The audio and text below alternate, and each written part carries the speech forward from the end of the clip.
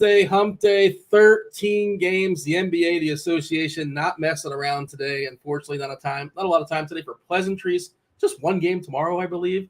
So I assume we will be off. Maybe there'll be a showdown show. If nothing else, there'll be a showdown football show. And I also imagine Friday is going to be absolutely jam-packed with more games.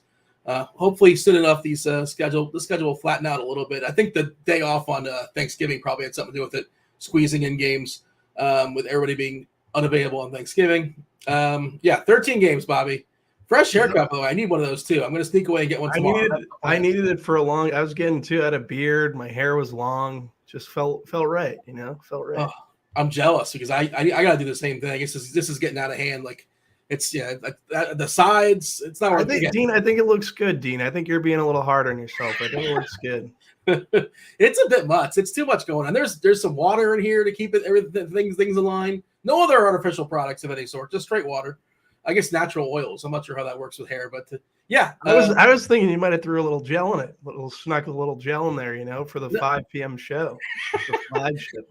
No Clubman. I used to use the Clubman back in the day. The green gunk. I don't know if you're aware if that hit the Northeast or that was just a Florida thing. Are you aware of Clubman gel? Clubman? Is that like Murray's? I don't know Murray's. Maybe I don't know. There's certain territories with gels. I don't know. I use Clubman. Yeah, Clubman. Yeah. Oh, okay. Yeah. So maybe Murray's is an offshoot, or they're under the same umbrella. I have no idea, but yeah, the green Clubman gel I would buy at the barber shop, every so often whenever I run out. But yeah, gel. I don't have enough hair for it these days, and whatever. And I just want to get rid of it anyways. Just happy that it grows back. We're good to go with that. 13 games, Bobby. Not messing around. 2 games at 7. 3 at 7:30. We got 3 at 8. It's pretty well spread out. 3 at 9. The big revenge game, in Indiana versus Sacramento. Pretty sure this is first blood with Halliburton playing against his old team, and I guess Buddy Hield as well. Also on the other side, Sabonis, and then you got Portland versus the Lakers. Several teams in the back half of back-to-back. We just saw Powell was downgraded to doubtful as far as the Clippers, and they also downgraded Reggie Miller, who played Reggie Miller. No, he's not playing anybody. Reggie Miller. Reggie Jackson. Oh. He might be in the booth somewhere calling a game. I'm not really sure about that. But, yeah, Reggie Jackson, he took this ridiculously hard spill last night, banged his head. I thought he was fully concussed. And they ended up playing 41 minutes in every minute of the second half. Now he's questionable with the back. The Clippers just may be punching this game. And, the tankathon never starts too early. OKC probably doesn't want to lose games to San Antonio, or win games against San Antonio, I guess we should say. SGA is out tonight. He did take a legitimate fall, so I think he's actually legit, at least beat up or hurt to some degree. But we will actually have to talk about the Thunder as well. We're going to break it down game by game. What's up, chat? Hit that like button, subscribe, turn on those notifications, do all the things that hits the algorithm, lets them know what's going on. So overarching thoughts as far as this slate before we kind of dive in. There's news pending, of course. We got a lot already. But, yeah. We get a lot of news, 13 gamer. I think 3 teams on a back-to-back in total are going to be on the front end of a back-to-back. Correct me if I'm wrong. But, yeah, just a lot of news coming in, and just going to try to work through it. Let's see. There's one game tomorrow. Who plays tomorrow? Dallas and Detroit. One game. So neither team is in the front. Nobody's in the front end, but the back. It's the back end of a back-to-back, sorry. Yeah, we got the Clippers are on the back end. Who else played last night? I know there's at least 1 or 2 other teams that played last night. We'll talk about it. Knicks. Yeah, there you go. The Knicks played last night. Julius Randle hit 4 threes in the first minute of the game or something like that. It was completely absurd. They blew out somebody. Detroit's terrible. But it's good for them. This is their best route. Cunningham, we might not see him the rest of the season. Who knows? But all right, let's before we dive in, I just want to see our biggest value popping as of right now. You go to the lineup HQ tool, and Trey Mann is currently our biggest value. This is DK specific for what it's worth. His price on FanDuel is not as appealing in my opinion. I guess it's factual. He's 3-3 on DK. He's 4-4 on FanDuel. Doesn't mean you can't play him over there. But Trey Mann is going to be popping. Again, the absence of SGA is going to do that. Lou Dort is a top 5 value as well. Claxton's one of our big values. We just saw Ben Simmons is not playing basketball this evening. He's going to be out for a while, it appears, or at least several games. Karl Anthony Towns out for like a month or so. We're expecting Kyle Anderson to jump in the starting rotation. We'll see how that goes, but he's one of the values. Also, Jalen Noel, probably his minutes are pretty solidified, especially if McDaniel is out. He's questionable last we saw. We're going to have our eyes, of course, on Twitter to see what changes as we close and unlock. Still 2+ hours, but do we feel good about that as far as those? Jakob Poeltl also out. We're guessing that Zach Collins is going to draw the start. San Antonio there. That these are not fun names, but this is just how it works sometimes. Yeah, it's not the greatest value, but we have to work with it. Everyone kind of has to work with it, right? So I don't really have too much of it. It's interesting. We're getting so many OKC guys, and my first thought is like, how many OKC guys is too many OKC guys? That's pretty much where I'm at. Thinking 3. I see a lot of optimals hitting 4, stuff like that. Thinking about 3 for me personally. Yeah. In terms of, I thought we'd be getting more Zach Collins. It doesn't seem like we're getting. I think in terms of like a play for value, I think he's probably my favorite. We have, I think I'm trying to. Was it Trey Mann? Probably is the. Yeah, Trey Mann no. Trey Mann's on San Antonio. You're thinking of the other man on OKC. Wait. Am I confusing? No, we have Trey Mann hitting 72% of the time. Trey Jones. I'm confusing my Treys. I thought I was confusing my man. Yeah. Yes, you were correct. Trey Mann currently 30% as far as the ownership on DK in a 13-game slate. Lou Dort 34%. Josh Giddey 34%. And man, that's like he's an awesome play. And I guess Poku is the other guy, I suppose. Maybe Williams is interesting as well. But we know OKC, man, they do goofy stuff. They're really hard to predict. They have plenty of bodies to like screw around if they want to screw around.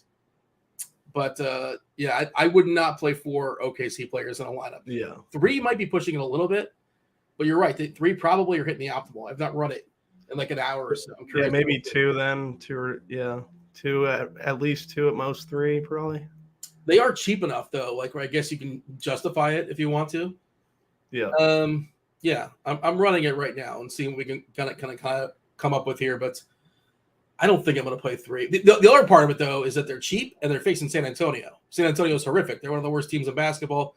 Pick on. Well, I could just full stop. I could just say that, but defensive efficiency, they're either last or second to last, right next to Detroit. Detroit not in the slate, so I guess last on this slate. So perfect storm of cheap value plays in a positive matchup. But, we'll talk about that game more when we get to it. Anything else of note before we kind of dive in and break it down game by game? No, that's pretty much it. Let's hop into it. Yeah, okay. Atlanta and Orlando. 228 is the total here. Atlanta is a 6-point favorite. Doesn't matter for tonight, but just of note, we're getting Bogdanovich back pretty soon for Atlanta. He actually appeared on the injury report. Now he's doubtful. But just, at some point, he'll be coming back probably within a week or so. DeAndre Hunter has got a hip. He's questionable. Justin Holiday is out with the health protocols. Orlando is a mess. They did get Markelle Fultz back, and they got Cole Anthony back. Not really sure about the minutes. We'll talk about that in a second. But and Terrence Ross also available too. They lost Suggs. Suggs still out. Carter is still out as well.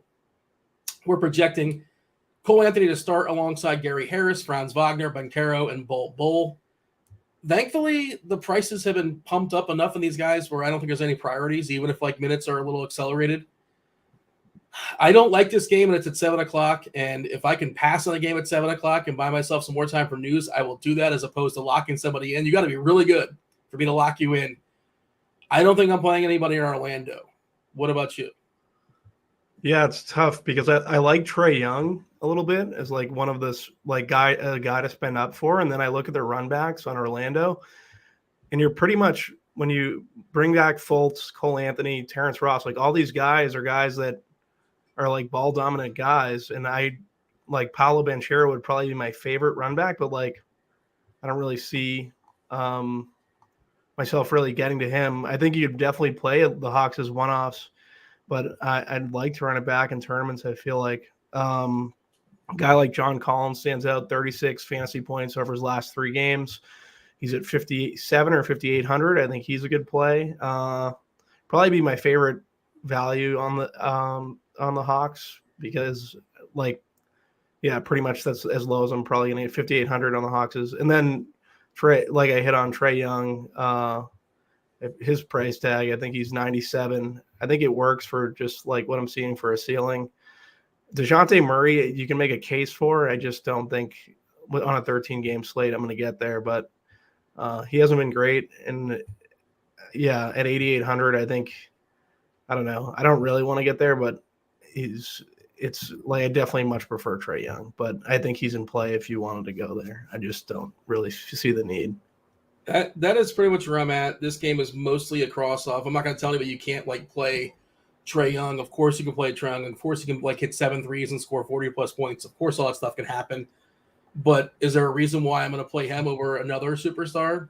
Not really, no. 9% ownership we're getting right now on Trae Young. The biggest ownership number, that's DK. The biggest ownership number as far as Orlando is Banchero at 2%. I will say if you like Banchero, better off playing him on Fanduel where he's 7-7. Much better price over there. The ownership reflects that at 11%.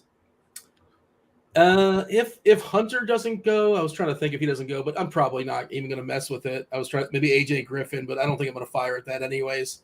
I don't think that move was the needle enough for me. Do you have any Clint Capella? Would you be interested in Clint at all, or is it just too deep at center?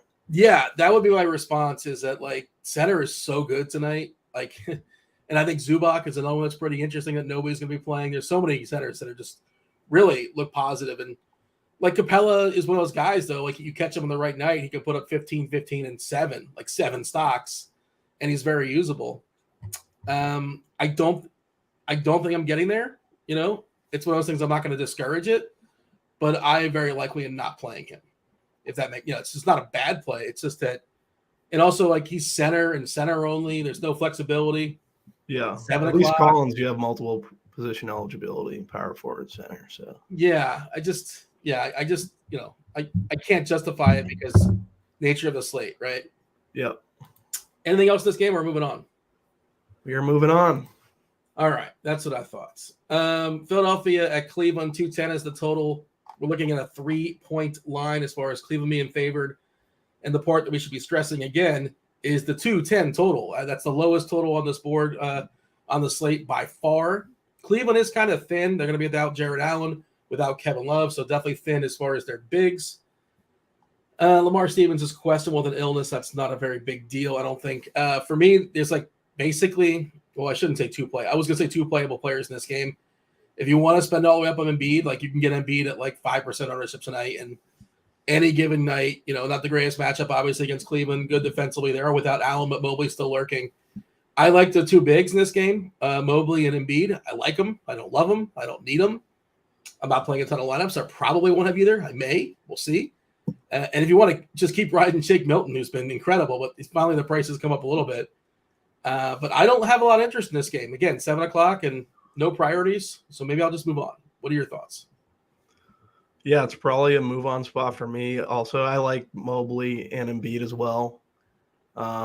Mobley's playing very well. This is a really good rebounding matchup for him, but it's not really – it's a 13-game slate, right? I don't want to get too stuck in the weeds with Cleveland and Philadelphia. Mo Bamba was just ruled out, by the way. Just got to backtrack for a second. I'm curious what our projections are going to do with that. They still have some, they still have some bodies. They still have some bigs. Presuming Bull's going to draw the starts. I think Capella could kind of work Bull, to be honest. Just kind of backtracking for a second. And the rest of their bigs, Admiral Schofield, Mo Wagner, theoretically can get some run. I think he actually got less minutes than we expected last time out. There's not a lot there, but Bull might play 35 minutes or so, but he's still kind of priced to play 35 minutes, close to it. But maybe he's a tournament play. Maybe he's interesting. Yeah, maybe he pops a little bit more. I like the Capella call kind of, but we kind of hit on it. It's so the opportunity cost at center. It's tough. We're gonna like a lot of centers is the problem. Yeah. There's a lot of good centers. I did the rankings earlier today, and just you rank your 8 favorite, and some I just didn't make the cut. They just couldn't get on the list for whatever reason. That's just how it goes. You can't rank everybody in a 13-game slate. And then this is going to be the time when people are going on Twitter oh, I can't believe so and so was 4% owned because they don't understand math and like how things work. That's just how it goes. I'm like, oh man, the dopes that did not play this guy. It's like, well, it's a lot of people to play. Your thoughts? I'm sorry, I think I cut you off as far as talking about Philadelphia and Cleveland. I just thought it was worth. We've kind of hit on. How much is there really to talk about? I don't think there's a lot. I mean, I think there's Mobley is interesting. Like Shake's priced up, right? Like he's been playing great, but he's at a point where I don't want to play that. We got 32 minutes out of Mobley. The game previous to that, 40 minutes. That was kind of a blowout against Toronto. Did he lose a couple minutes in the back end? I think he did. But there is a threat of foul trouble. Obviously Embiid does a really, really good job of drawing fouls, but you're not rostering guys like worrying about the worst. You're hoping for the best, right? You're thinking ceiling, and Mobley is a guy that can certainly put up, 15, 15, and 5. And his price is not fully out of hand. I think he benefits a little bit in the absence of Allen as well. So, he's my favorite play in this game. But again, so Levert's 4,800. Now that he came off the bench last game, it's still a 13-game slate. Like I feel like there are better plays, but just to point it out, it is interesting. I feel like he hasn't been that cheap for a while.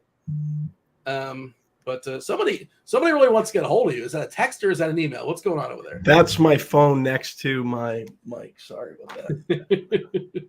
I didn't even realize. Oh, no worries. You're good. I wasn't sure if I wasn't watching the video. So yeah, I guess that makes sense. That happens to me as well. If I put my phone right next to the mic, but we can move on. 13 games, right? We can keep talking. Yeah, we got this. We're going. Okay. I think this is another game we're kind of, sort of, somewhat throwing it away. You tell me. The Bucks against producer Steve's Knicks, 228 is the total. The Knicks on the back end of a back-to-back. Milwaukee, 6-point favorite here. Middleton, they're saying, is going to be back on Friday. That news broke. Of course, we don't care about that today. Just interesting, noteworthy, I suppose. We'll see Milwaukee basically at full staff. Everybody else is healthy for Milwaukee, unless we're not counting like Ibaka or Beacham, not a big deal. And New York is fully healthy. So we have two fully healthy teams here.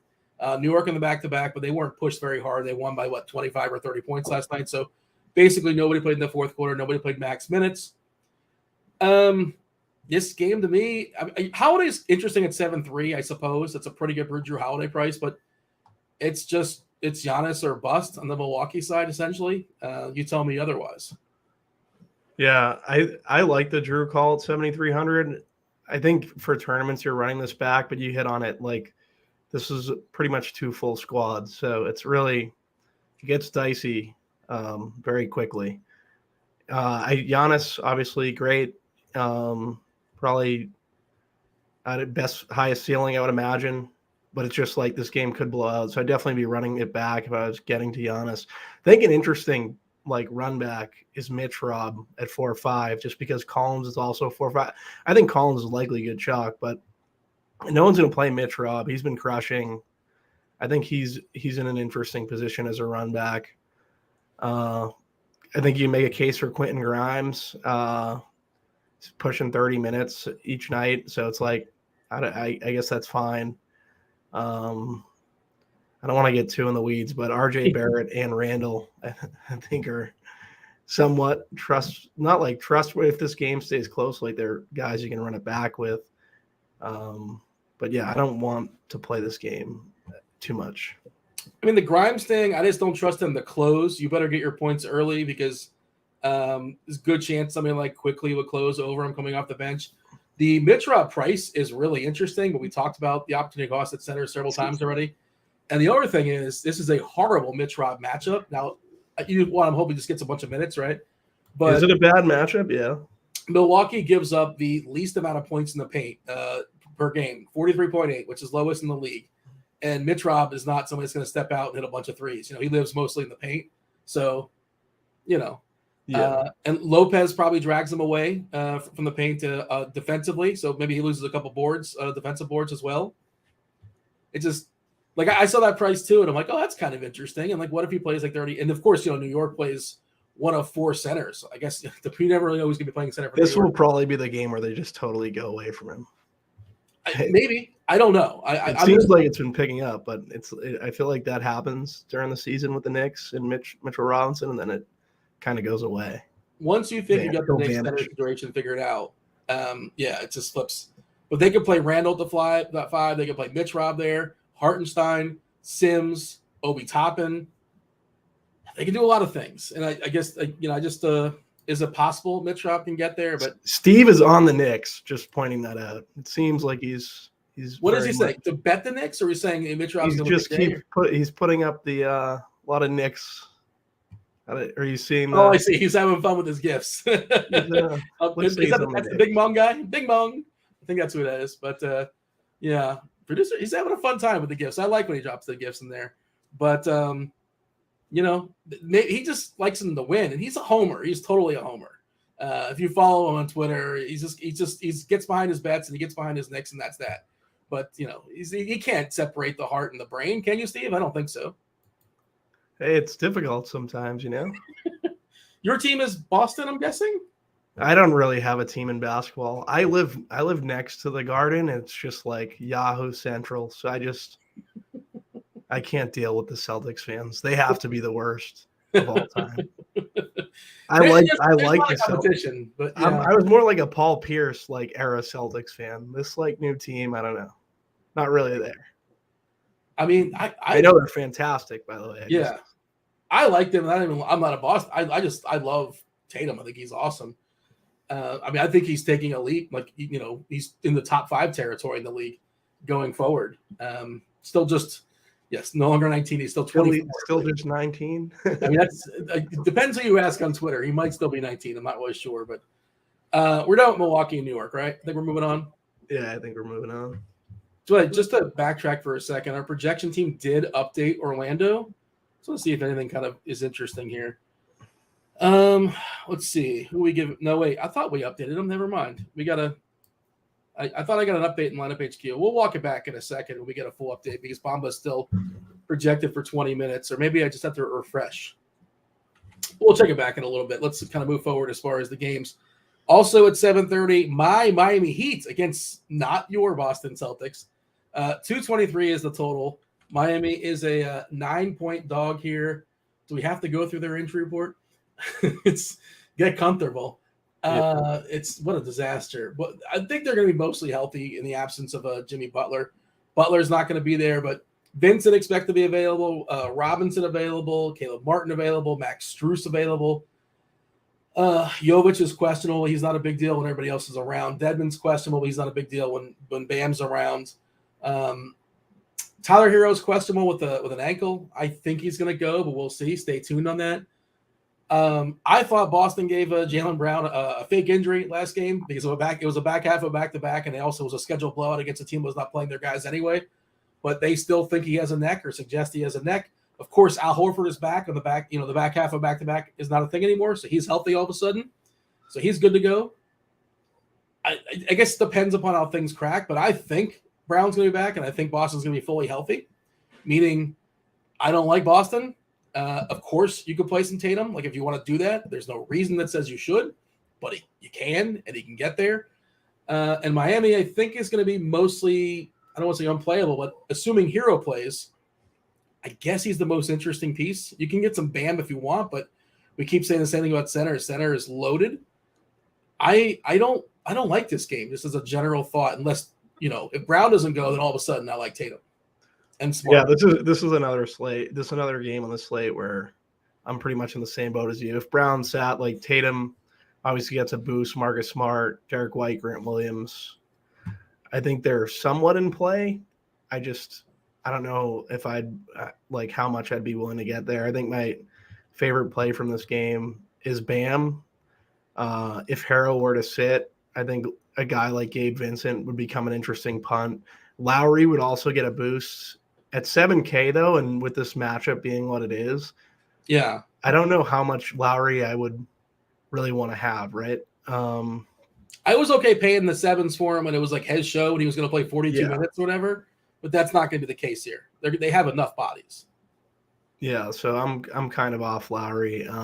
This game's pretty much another game on the slate that I think we can kind of zoom through. Orlando's projection updated. We got Bencaro for 35 minutes, about 40 fantasy points. Franz Wagner, 34 minutes, 33 fantasy points. Bull, at 32 minutes, about a fantasy point per minute. Let's see So Mo Wagner, a little bit of a bump. But yeah, there's really nobody that's still jumping off the page. They have a lot of guys. They still have Ross and Fultz and Anthony to the backcourt. There's not one person that stands out. We're giving minutes to RJ Hampton at this point. Schofield got some backup big minutes, but Orlando doesn't look terribly interesting. I don't hate if you want to play a little bit of Bull or a little bit of Bankero, but the absence of who got ruled out for Orlando? Now I'm forgetting. Doesn't matter. Mo somebody? Mo Papa. Just had a total brain fart. Could not think of the person's name. All right, let's move forward from Miami and Boston. Eventually we're going to like somebody, right? I think, possibly. I think so. We're going to get there at some point. It's coming up. I think we're going to like somebody in this game. We'll see. Washington versus Brooklyn. 229.5 is the total. Brooklyn is a 5-point favorite here. We just mentioned before, Ben Simmons is not playing in this basketball game tonight. When Ben Simmons is out, you got to feel pretty good about Nick Claxton and his center minutes being solidified. Yuta Watanabe is also out with his hamstring. Otherwise, they are full go there in Brooklyn. Washington, pretty healthy. The only ones that DeLon Wright's been out for a while, but Rui Hachimura not expected to play. We saw Porzingis go nuts last game. I think that was kind of sort of a matchup thing where like Gobert was not stepping out on him and he just kept banging threes and Gobert wouldn't jump out on him. So I wouldn't expect a repeat there. But Claxton looks really, really appealing. And then the Kyrie Irving price, especially when you consider he's played, 37, 38 minutes in his last 3 games, especially on FanDuel, where he's, I think, 7-7. Kyrie Irving, 7-8 on FanDuel, 8-5 on DK. It's, of course, you can always play Durant, but, when you consider salary, I think Irving and Claxton are the 2 most appealing plays in this game. What say you? Yeah, Irving, Claxton, like you said, I think they'd be my first 2 that I'd be trying to get to. Just Claxton's obviously it's not like it's more like a price. He's 5,800. He does have to deal with Porzingis, so I think that's kind of like I still like Claxton regardless. But yeah, Irving's been really good. At that price tag, I think that he's a strong play. Kevin Durant, I don't think people are going to play him. No, at all. And I don't see – I could see myself getting to Durant in larger field stuff. He's just been Kevin Durant, right? Like he's been absolutely crazy over his last 3 games, 58 fantasy points per that's game. Not good enough. Like if he puts up 58, that's worthless. Not worthless, you know what I mean? It's not usable, really. Yeah. He's 11-2. No, I was reading it wrong. So, I not terrible. Really. You need more than 58. Yeah, you need more than 58 at that tag. I think. Yeah, probably Irving and Claxton for me. On the other side, Porzingis, I think he makes sense as a tournament play. Kyle Kuzma is another one who's just been fantastic. Bradley Beal, it's a good spot for shooting guards. I just never play Bradley Beal. He is same 8,700, so it's not the worst price tag. But it's like always the Bradley Beal price tag. I feel like no one's going to play him. Denny Avdija, I think, for tournaments earlier, I think was popping a little bit. Someone I might have interest in large field stuff. But the main guys are like Porzingis and Kuzma on the as run back options to Kyrie. You don't have to run it back, obviously. I keep hitting on running it back. NBA is not like NFL, right? But you don't have to. There's some correlation to it, obviously. But sometimes when the Heat were down to 7 players, and if they're playing against a team that has a full rotation, and you don't have to do that. There's a reason to do it at times, but it's not a necessity, right? So, yeah. I think Brooklyn's been really good, better defensively since when they started the beginning of the season. I guess I'm pulling. Maybe I read the wrong thing or I remember the wrong thing. Maybe last 5 games or something. I'm just checking out their defensively. Yeah, middle of the road. All right, I thought it's been better for some reason. Doesn't matter, but. I'm pulling up the ownership as well. Claxton is getting – so that's the thing, man, Bobby. Is 25% too much? Like if you're running a bunch of – I think it's a little bit too much, yeah. I'd be a little under that, I feel like. 31 minutes. His projections 36 fantasy points. Decent shot at that double-double. Good energy guy, good rebound guy. I guess I don't know. I'd be around 20%. I don't know. He's 25%. Yeah, center and center I'd only. be under 20, I think. It's very possible he lands in your cash lineup. Yeah, he's gonna hit cash game teams all over. But let me run an optimal. We got time. I'm curious what our stuff has him popping pretty significantly. Is he not popular, or are we a little bit higher than most that you've seen around the industry? People are high on him. Just insert. I would just. Another side I like is a little bit down on him. So. Yeah. I don't know if he's like somebody that can really fully break this. I guess on FanDuel he can get like 6 or 7 blocks, or stocks, that kind of thing. He can do that. It is a great matchup for what it's worth. Yeah, I like him. And yeah, I'll let you know where he hits as far as the optimals are pulling it up now. Let's see. Somebody saying in chat, I assume that's Bogdan you're talking about. Yeah, we expected Bogdan to be out. He's doubtful, but he's not coming back tonight, most likely.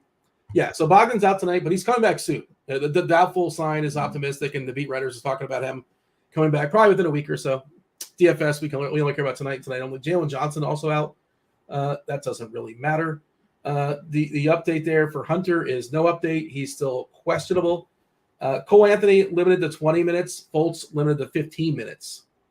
So does that bump up Banchero a little bit for you? Well, I mean, it's the first game of the slate, and it's a terrible game, obviously. But yeah, like Banchero is going to get his minutes either way. But maybe like you're thinking like usage wise, like those guys will probably take a few more shots than, I don't know, Gary Harris or something like that. I saw somebody in chat talking about Gary Harris. He had a good game last game, like good for him. But, you know, it's so rare that Gary Harris is the guy that breaks the slate. Did we project? Okay, yeah, we projected exactly Anthony at 20 and Fultz at 15. Lamar Stevens is not playing basketball tonight for what it's worth. He's rolled out. Not that big a deal.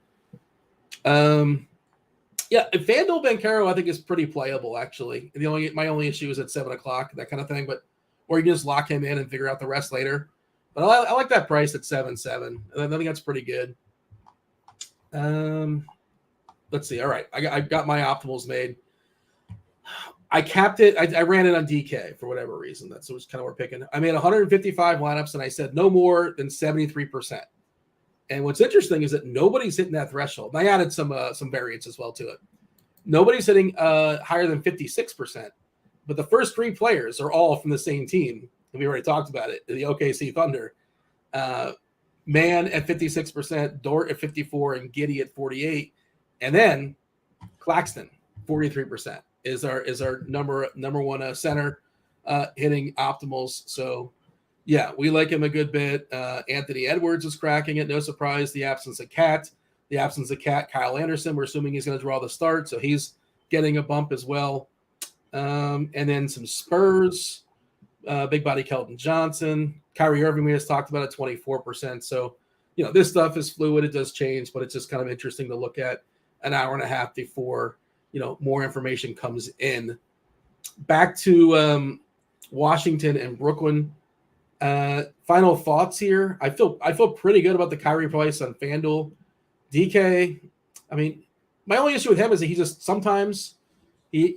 is just a scorer, you know? Like he puts up 32 points and puts up 40 fantasy points. It's like, okay, like do something else. But he can, but just some of those games where he just doesn't do anything else. Royce O'Neal kind of sort of somewhat playable, but on this slate, that's not somebody I really want. He had that one triple-double early in the season when nobody was playing. I think nobody was playing. Maybe one guy was playing with him. Well, he had 4 teammates on you know what I mean? No studs alongside of him. But otherwise, I got nothing else as far as Washington and Brooklyn. How about yourself? Yeah, nothing really. We like Kyrie Irving a good bit, huh? Yeah, I mean, especially and Claxton for that matter. Oof. It's a really good price. You know, I like anybody for the right price, and the price is pretty good. 8.5K. And the real thing of note there with Kyrie is there was a time where he came back from suspension and his minutes were kind of bumped down, but he's been fully unleashed. Last game 39, 38, 38. That's the last 3. Like if he gets 38 minutes. At 8.5K, you got to feel pretty good about that. Now, to be fair, he's underperforming all 3 of those games. Kyrie 28 fantasy points, 39-32. If you're just game log watching. And he doesn't do much else besides scoring. He's steals, or he's not a big block guy, not a great rebounder, guard, and not great with assists either. So he's kind of got to put points in the bucket. He can. We just haven't seen it. And I guess that's why the price has dipped down a bit. We're talking about Toronto versus New Orleans. 221.5 is the total here. New Orleans is a 3-point dog at home. They are still without pulling this up. CJ McCollum is still not playing basketball tonight. He's dealing with I'm not sure. I think he had COVID issues. Not really sure why he was out. Doesn't matter. Hopefully he's going to be all right soon enough. Brandon Ingram's got a toe, so he cannot play. We are getting Larry Nance back tonight. Najee Marshall is still out for New Orleans. Toronto is essentially fully healthy. Precious Achiuwa, we haven't seen him for a while, and Renato Porter, we haven't seen him for a while. We saw they did something goofy with the when Scotty Barnes came back. He came off the bench, and I believe Gary Trent came off the bench too, if I'm not mistaken. That was just like a one-time thing, I believe. We'll see. Stay tuned. But when Toronto was fully healthy, Pascal was awesome, by the way, and he played somewhat limited minutes. He's so good. He's just priced like a stud, and it's hard to justify it. Yeah, especially when they have a full squad. 1% owned. If you want to justify it, that's the way to justify it. And I think he's center and center only as well. Like, he's just not going to get rostered. But, I get it. We know they play a ton of minutes. I don't mind Van Fleet at 7,500 for what it's worth. I think that's a good tag for him on DK. It's more about these Pelicans, right? Say it again. What did you say? 1% ownership for FVV as well. Like, none these Toronto guys are not getting played. It's not happening. Yeah, it seems like it's good. A lot of the ownership's going to be on the Pelican side with Herb Jones and also Jose Alvarado. Like as value pieces that I think are like secondary to the value that we pretty much have already. Just because Brandon Ingram's been ruled out. CJ McCollum, what's the word on McCollum? He's out. again. Yeah, he's officially out. So Alvarado, his price is a little bit higher. If you watch that last game, like Zion was running the show. Like he was like dishing out. I think he had almost eight or nine assists or something like that. This is so they spike. What's that? Valanciunas, interesting little revenge game for Valanciunas, huh? Do you think they'll let him actually play? No, probably not. Right? I don't know. They didn't let him close. Now Nance was out, and it's like, oh man, Valanciunas is going to get the close. He got into foul trouble in that game, and he didn't close again because I guess it's because OKC plays pretty small. I think that was against OKC, wasn't it? Who were they playing against? I think they're playing against a pretty small team last game, and he just never gets to close anymore. It was OKC, yeah. So, but Nance is back tonight, so I can't play Valanciunas. Like that's it. I just can't do it. Yeah, Nance is 4-2 too, for what it's worth. Larger field stuff. Yeah, that's a large field. Big up. 30% first prize, that kind of thing, is where I would consider Nance. Like I wouldn't do it like in single entry stuff. No. There's still a little bit of meat in that, the Trey Murphy bone, the Alvarado, Jose Alvarado bone. They're not like these lock and loads anymore because the price has gone up. Murphy's now 5-1, but his minutes are pretty solidified, especially with Marshall being out. Zion is priced up, but this is like an anecdotal thing, but watching Toronto, like they tend to like go out of their way to lock down the best player on a team. I don't have any quantifiable like numbers to throw at you, but just watching Toronto play, like they will double the best players like faster. I'm not saying you can't play Zion. It's just that's just in my brain. I feel like they're gonna like do everything they can to like not let Zion beat them. If that makes sense. That I feel like that's how they play. I don't know who would benefit from that. Like if that's true, if it plays out that way, maybe Zion, has more assists and like Murphy and Alvarado are hitting threes, that kind of thing. Herb Jones, he gets there sometimes. He just scores 12 points because he's going to get 7 or 8 boards and 5 stocks, which I think he had 7 last game, which obviously is huge on FanDuel. They're useful on DK as well. But I think the long and short of it is like there's no more New Orleans is no longer a priority place, but they're guys that can fill in your lineup. That's kind of where I'm at on them. Yeah. Alvarado would probably be my favorite Pelican, like as in terms of like value and everything else. Yeah, and Michael in chat's talking about OG. OG Anunoby is such a good defender. Like, and it seems logical, reasonable that OG is going to be the guy that they throw on Zion. Like, again, general rules, I'm not afraid of, I can't play this guy because this guy's defending him. But you have to acknowledge that Anunoby is distinctly, like, it's not a positive if that guy's going to be on your player for a large percentage or a chunk of the game. Yeah. So, and Zion's not going to get a ton of ownership either. We're looking at less than 10% as well. Is there anything else of note as far as this game, or are we moving on? We're moving on to the big one.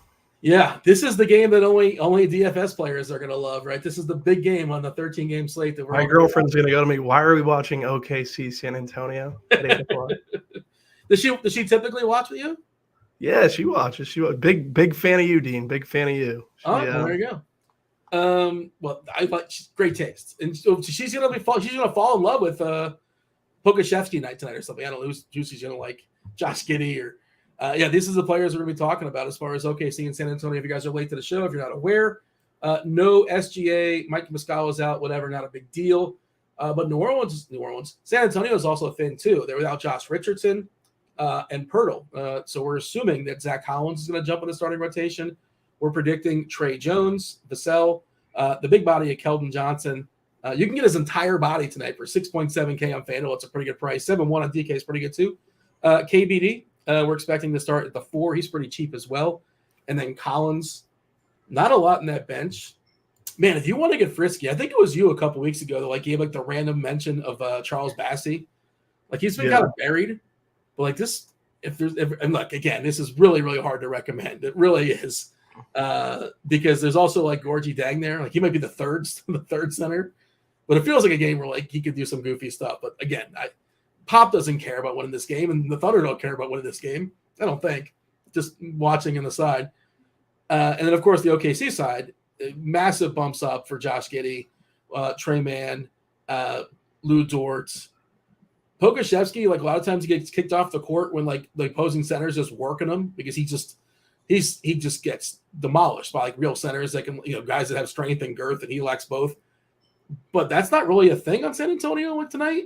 So maybe he can stick around and he could be interesting. What do you have here? Because there's a lot going on in this game. Yeah, so my two favorite plays are Giddey and Trey Mann. I think those guys will be sources of value. Giddey's obviously he's like in the 6Ks, but you're taking Shea out. He just becomes a fantastic play. Well, that's from the OKC side. On the San Antonio side, like Zach Collins, you hit on Bassey and all these guys. I just think Zach Collins is like the right play. You just play Zach Collins. I wouldn't worry about. Yeah, I know Pop can do some things sometimes, but I still don't mind.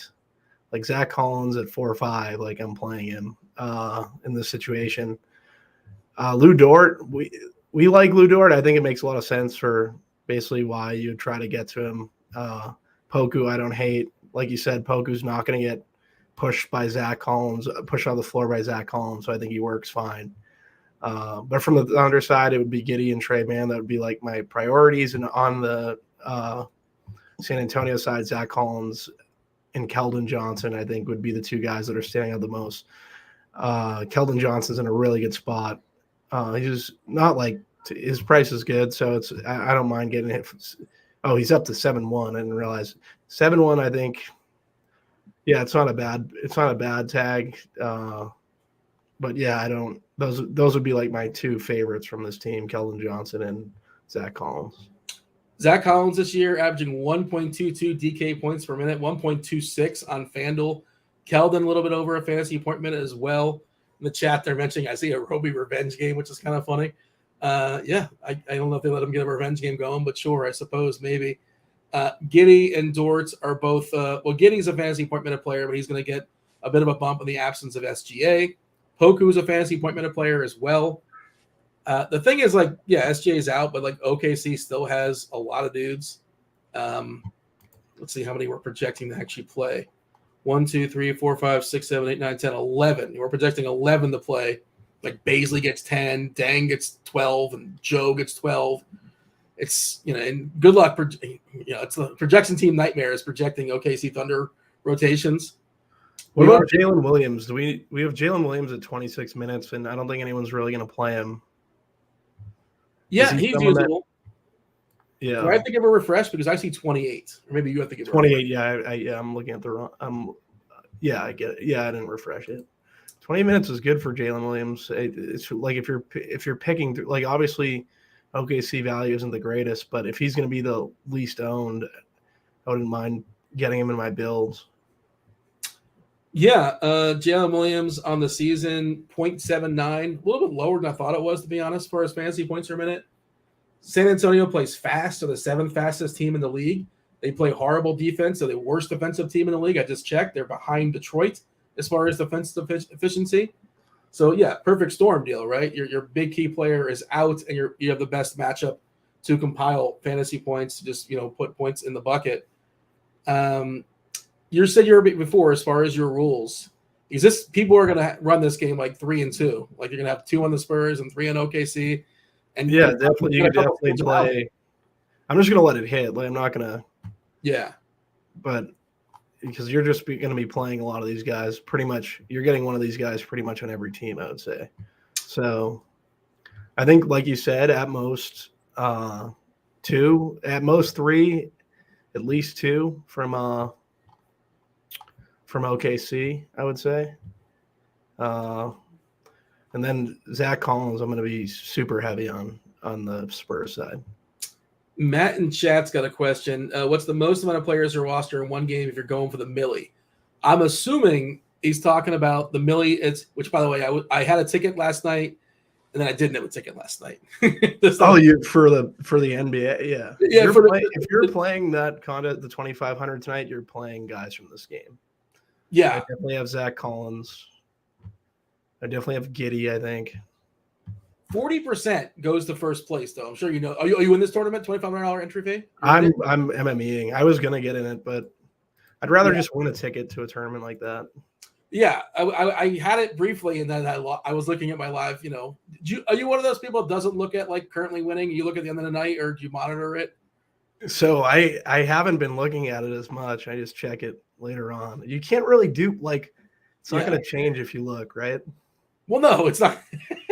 No, in NBA you have to be observant because there's late swap, but this was you got to be observant because of late swap. This was when all the games are locked. There's only 3 games late last night, and it was like in the 3rd or 4th quarter. I'm like, oh, right now I'm positioned I'm going to get a ticket. And then I didn't have Reggie Jackson, and he played every second of the second half. And I'm not saying I was rooting for him to be hurt necessarily, but the dude. You were rooting for him to be hurt, Dean. I don't want to be the root against the guy. You don't want to be. Yeah, I get you. You never want to be the guy rooting for it. It stinks when if it did happen, it goes your way, and then you feel conflicted because you never want to see a guy get injured. It's their livelihood. But you can't fist pump if nothing else. Like do it silently, like maybe a silent grin or whatever. But no, you don't. You can't reveal that stuff. You can't be that. But I think the millionaire contest is talking about is 2.25. The entry fee is a little bit over 2 million, and it's 40% to first. So like you should be shooting for the stars essentially, right? But it's just 1,000 entries, so you don't have to be too goofy either. Amount of players no roster in one game if you're going for the millie. I mean, I think I would roster 4. I think I definitely play Collins, Trey Mann, and Giddey. I'm pretty positive. I'd definitely be looking to get to those guys. 3 from this game.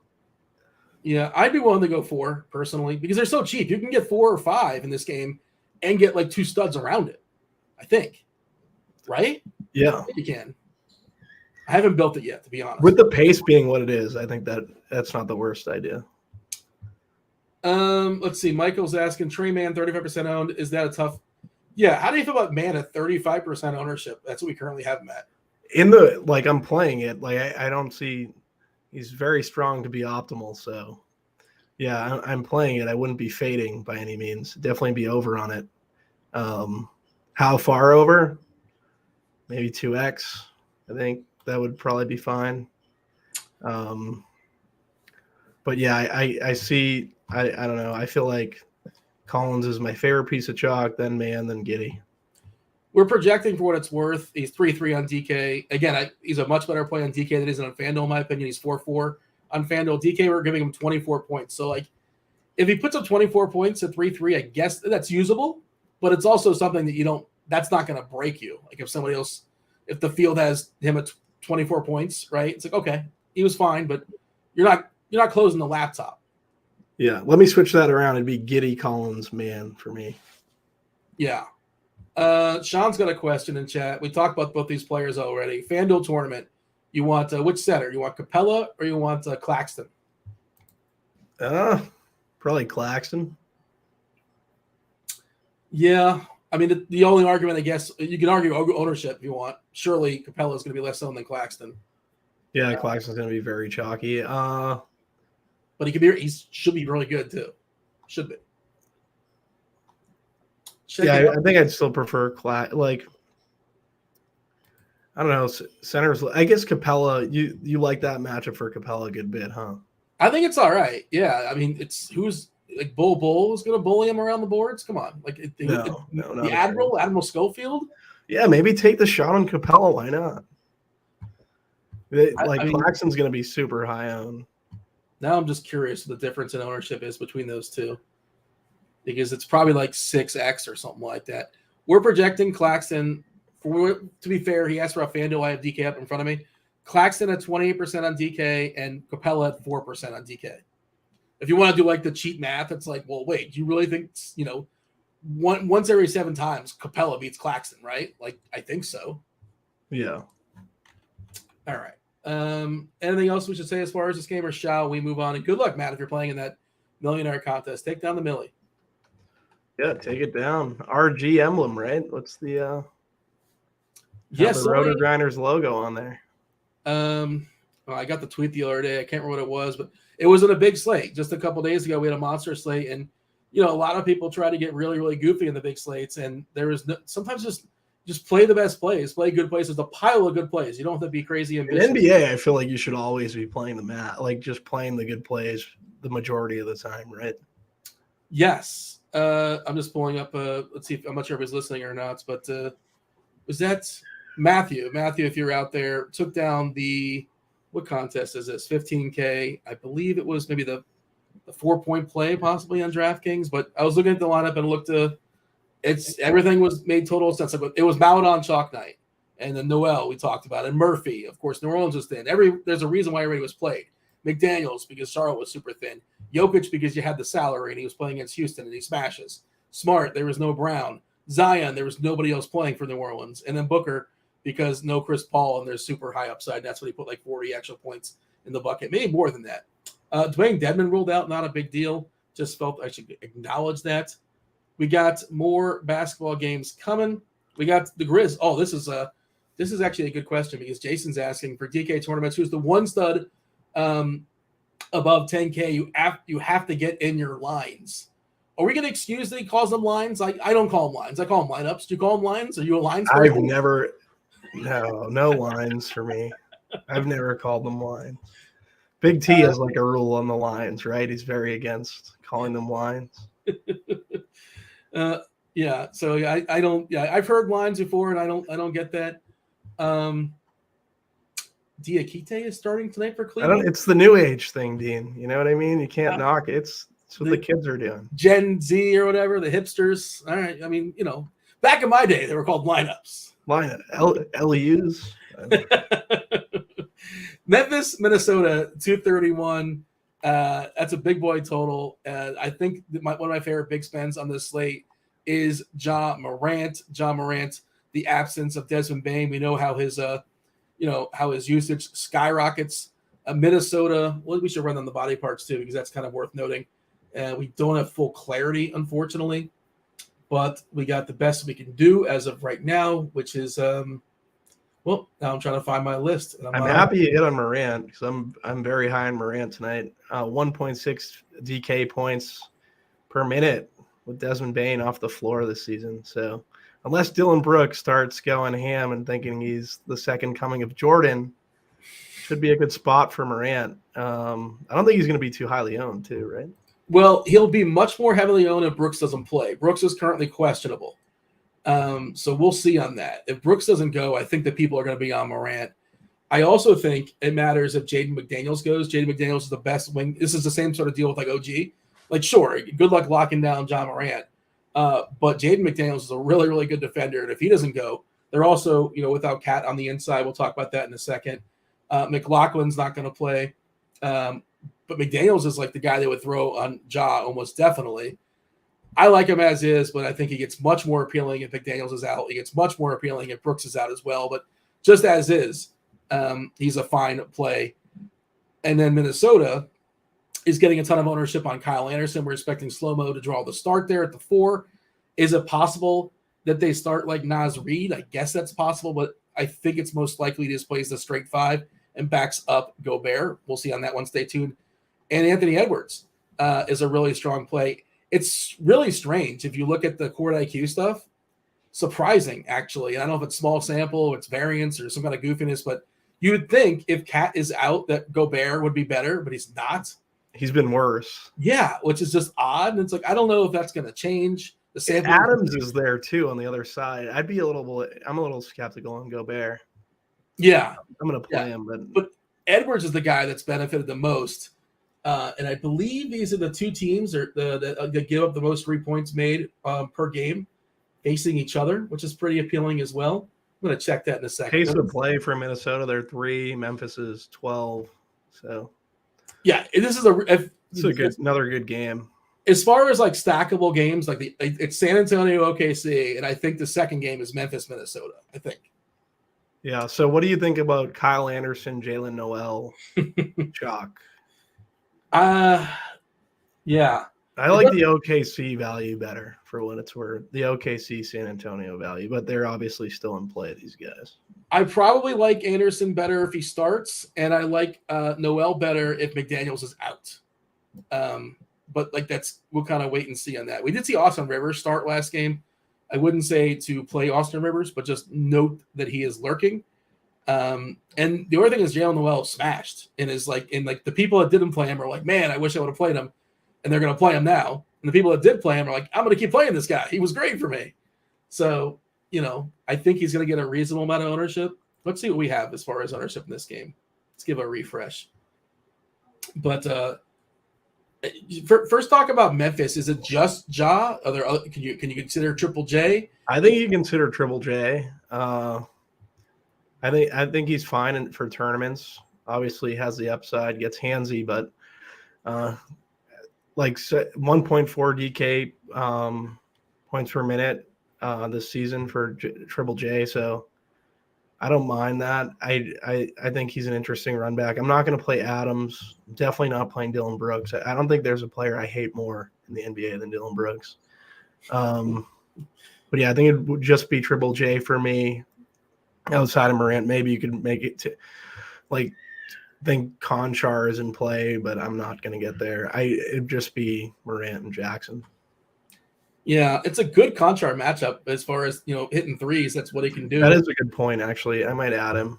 Minnesota gives up the most made 3-pointers per game on the season.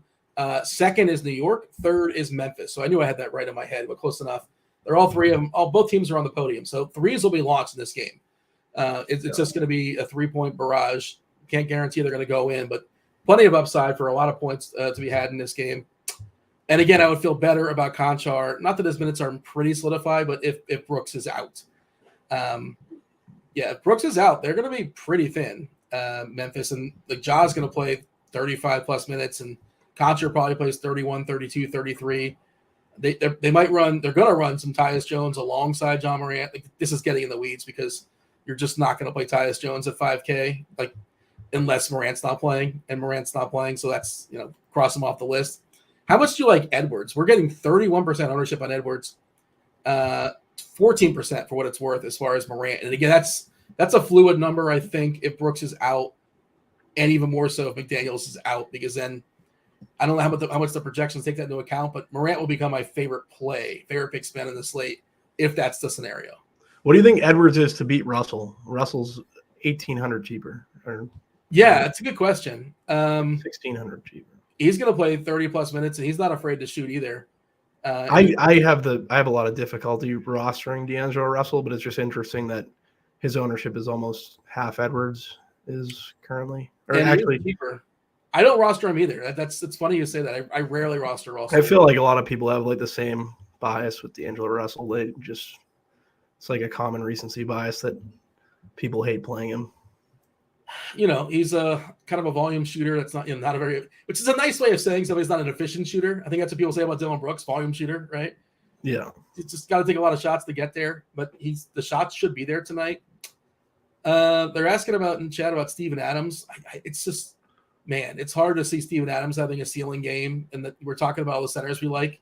And Gobert is really cheap. I'll give him that. He's 6'8", and like theoretically, he should like at least at worst be like the same without Cat, right? I think. But it's a lot worse, right? Or it's worse, but the sample's not like massive. Okay.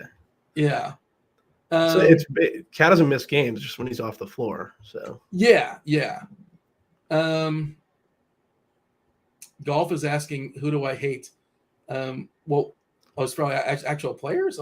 Like I didn't like anybody in the first 3 games tonight. Basically, we talked about. There were a couple games in the slate where I was just like, we can keep on going.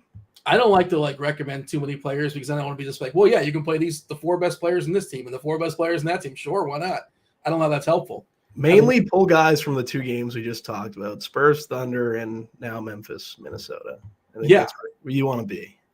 Give me your favorite player on Memphis, not named John Morant. I Jaren Jackson.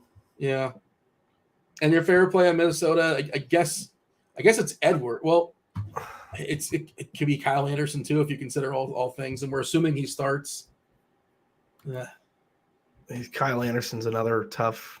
I'm gonna say D. Russ. I'm gonna go out on a limb. How old is Kyle Anderson? I feel like he's probably younger than I have him in my head. Like I feel like he's like 33, but he's probably not. He's probably 29. The field is gonna really like Kyle Anderson a good bit. Yeah. See, he is 29. There you go. He plays like he's like 49 though, right? Does everything. Got the old man game, Deem. Old man game. Andy Moon's game at this point, right? Hunter, by the way, available to go for what it's worth. And Diakite is drawing the start for Cleveland. I don't think we care about that. Lamar Stevens was like ruled out. Yeah.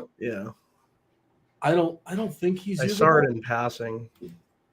It's another big, isn't he? He's a big dude, right? Okay. I'm curious if he's a decent fantasy point better player, or maybe he's just a guy in nominal start and he only plays like 15 minutes. Or we've seen it before. Robin Lopez drawing a start and he just disappears. So he plays like 6 minutes in the game he starts, which is kind of wild. And I don't think our projection team's biting on that. We'll see. Let's move on. We got to get a move on. If some of these games we just got to pass. Clippers and Utah, 222.5 is the number here. Clippers are playing the back half of a back-to-back. And, of course, the crunch time crew, they're coming in.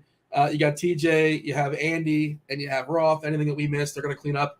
Hit that like button if you guys are hanging out. We would appreciate that. Like, subscribe, turn on those notifications. Hit all the buttons. Hit all the things. So the Clippers, of course, are without Kawhi. They're also without Paul George.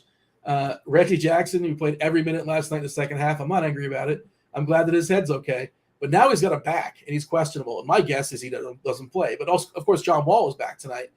They gave Norman Powell a groin, and he's doubtful, which is surprising. You see the post-game interview, and he was like, yeah, man, I can't wait to play tomorrow night, do it back-to-back. And that way, he was about to say, like, we can't get into any, like, shenanigans, but he cut himself off.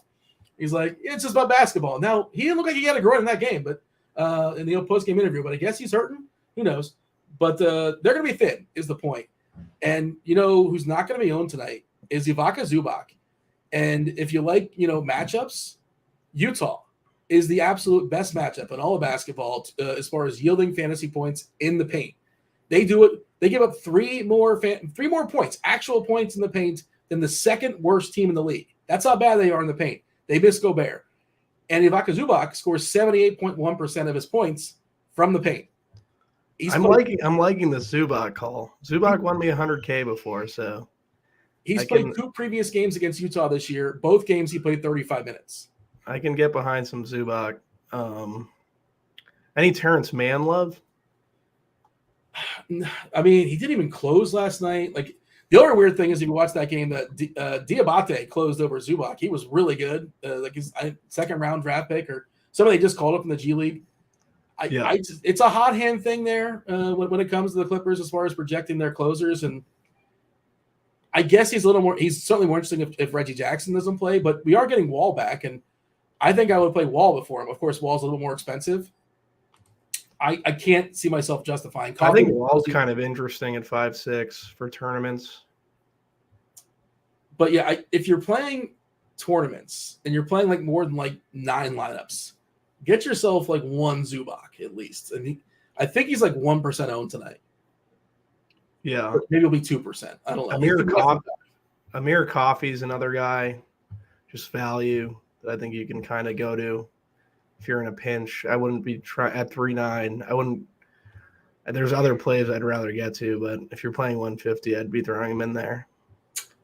Nobody really stands out for me on Utah. They're all kind of sort of fine. I think that, Clarkson's got a good price on FanDuel where he's like 6.2. On DK, 7.2. Not great. 5%.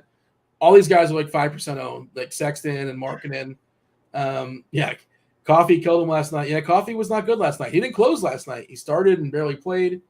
It's just they do a hot hand there sometimes for the Clippers, and it's just hard to project what's going to happen. Jaylen Brown officially in, by the way. That makes sense because they gave him a fake injury. I'm still sticking to that. His neck was fine. And I don't know if Reggie Jackson would – they gave him a questionable back. It's a back-to-back. They're traveling. My guess is he doesn't play, but we're just guessing here. I don't think Jackson plays tonight for the Clippers. So I think that's why John Wall would become more of a good play, right? How many minutes are they willing to give John Wall? 28, 29? Is it the most they'll let him play? What's the most he's played this season? I can try to pull it up. I feel like he's played 28 like once. He played 28 on the 6th, 27. If you get 27 or 28 minutes on a Wall, I think that's usable. Yeah, I think it's usable, especially I just don't think he's going to be owned at all. So in tournaments, I think you can make a case. What's he like a fantasy? He's like trying to pull it up. John Wall, as far as fantasy points? Fantasy point per minute. What's his? Let's see. John Wall on the season, 1.14 on DK, 1.12 on FanDuel. This is in the grind down, by the way. I'm not sure if the grind down is free this season. If it is, though, it's very useful. I'm not sure if the people are aware. I'll drop it in chat, and those that have premium, like, yeah, of course, no problem. But those that don't, maybe you can see us as well. Feel free to check it out. Utah, you have a favorite player as far as the Jazz? Lauri Markkanen, just been great all year. It's just a tough slate to kind of get to him. We'll talk about the Lakers in a second. Peter wants to know, should he play Davis or James for the Lakers tonight? I mean, you can. I don't know. I'm not prioritizing him is sort of my answer. You like LeBron or Davis tonight? I think I like Davis a little bit more. I'd prefer Davis because LeBron has the Q tag. I don't know. It's like we've kind of hit on for the majority of the show is like these guys are fully healthy. So unless LeBron were to sit, like there's other spots. And also Davis is a center. We talked about there's so many good center stops along the way. It's just kind of hard. It's hard to justify, but certainly Davis has been playing pretty well of late. Houston, Denver. We got Houston, Denver. It's 230 is the total. Denver is a 12-point favorite here, 11.5-point favorite. This is a game they're running back. We saw this not too long ago, I think just a couple days ago, where Denver wrecked Houston for what it was worth. Şengün was really good when he played. Murray was good. Jokic was good, of course. As far as who's in and who's out in this game, I believe it's just Michael Porter. Yeah, Bones is good to go. He had an illness. He's back. And Houston is fully healthy with the exception of Tate. And they're also pretty priced up. KPJ is almost 8K. Green is 7.6. I don't think I'm playing any Rockets. If I was, I think the most appealing one is Şengün. Unfortunately, he's a center, so I don't know. Probably not playing anybody. And then, of course, I'm not here to discourage playing Jokic. Jokic is going to do whatever he wants for as long as he wants in this game. And then Murray, I think, is also kind of interesting. And that's all I got. I'm happy to yield. Houston, Denver, your thoughts? Yeah, so Jokic is probably the main play for me if I were playing guys from this game. No Rockets, like the Murray call. Aaron Gordon at 6-1. I think you can make a case. When Porter's off the floor, he's a beneficiary, him and Jokic. So I think getting him into your player pool, it makes a little bit of sense. Bones Highland being out helps Murray. He's in. Bones is in. He's in. So yeah. I still like Murray. Yeah, not much from this game. This is just another one that I feel like you can kind of just take your sprinkle of guys if you really feel the need and move on. Highest projected ownership in this game is Gordon. You mentioned 8%. Jokic at 5%. Murray at 1%. Like it's going to be mostly ignored. Let's move on. Let's talk about the Bulls. The Bulls at Phoenix. Total in this game is 227. Phoenix 6-point favorite. Chris Paul is still out. The Bulls pretty healthy, as healthy as they've been the entire season, with the exception of Lonzo obviously still out, but Caruso, Dragic, he's back for the revenge game. DeSumo is available too. DJJ is available as well, and you add that all up, and I don't see a lot of reason to play Bulls outside of like being a little bit different. Ownership reflects that. Nobody getting more than 10% on Chicago's side. I'm probably rounding up as well. And Phoenix, everybody's healthy. Campaign's got a good price on Fanduel. He's like 6K over there, 6.6 on DK, less playable. You can always play Booker, especially without Paul. But now the price, he's at 5 figures. He's at 10K. If you have one big spend, you want it to be Booker, you can. I probably don't, but I'm not discouraging it. What do you got? Yeah, for me, it would be Booker. I think you can make a case for Ayton, but like center, like we've talked about, like it's just absolutely loaded. Booker's kind of like, he's been great, but the price is getting up there for like, it's worth it, but he's 10K. That in terms of Chicago, like it's the same with like Vooch, Levine, DeRozan. It's like pretty much the same thing. Like they're fully healthy. If you want to take a shot in tournaments, go ahead. I just don't know if it's the best move on the slate. We got the game with all the revenge, all the point total, 242.5. Indiana, Sacramento. It's a monster total. Sacramento plays poor defense. They're 5th worst defensively as far as pace. I believe Sacramento, they're top 6. Indiana top 5. Well, I should just say they're 5 and 6. That's another way of saying it. They both play really, really fast. 242.5 is the total here. The revenge game, I see people in chat talking about it. The terrible trade that Sacramento made by shipping out Halliburton for a 4-year older. I think he's 4 years older, Domantas Sabonis, who's basically hit his ceiling. Sacramento fully healthy with the exception of Trey Lyles. Doesn't really matter. Indiana fully healthy as well. Tice and Duarte have not played for a while. They won't play for a while. So that's the one hiccup. We always talk about that with the Sacramento games. Their game environment is appealing, but they're really healthy. So we've also seen Fox kind of benched a little bit, not fully benched, but losing minutes because defense is stressed there, and he's a poor defender. I think Monk has grabbed some of his minutes sometimes. Really, what excites me in this game is Halliburton. He's fully priced though. It's this tricky game where there's going to be some goodness here, but you got to pay for it. What are your thoughts here? I don't know how to handle this one because theoretically it's a good game stack, but then when you start considering salaries, it makes things a little bit tougher. Yeah, I think Halliburton's a great play. Obviously, we have all the revenge with Halliburton and Sabonis. I think that'll be people will try to build lineups around those two guys. I think there's other value too, like Jalen Smith at 4,500. I don't hate on DK. I also think that you can get to Kevin Huerter at 5.5 in larger field stuff on the Sacramento side. So De'Aaron Fox, 9K. He's another one that I think is very much in play of the studs. This game, like pace of play, Sacramento's 6th, Indy's 5th. So getting to pieces in this game, running it back in tournaments. You don't have to run it back, but if you feel like you wanted to run it back, it's a really good game to have equity from. So I like this game a good bit.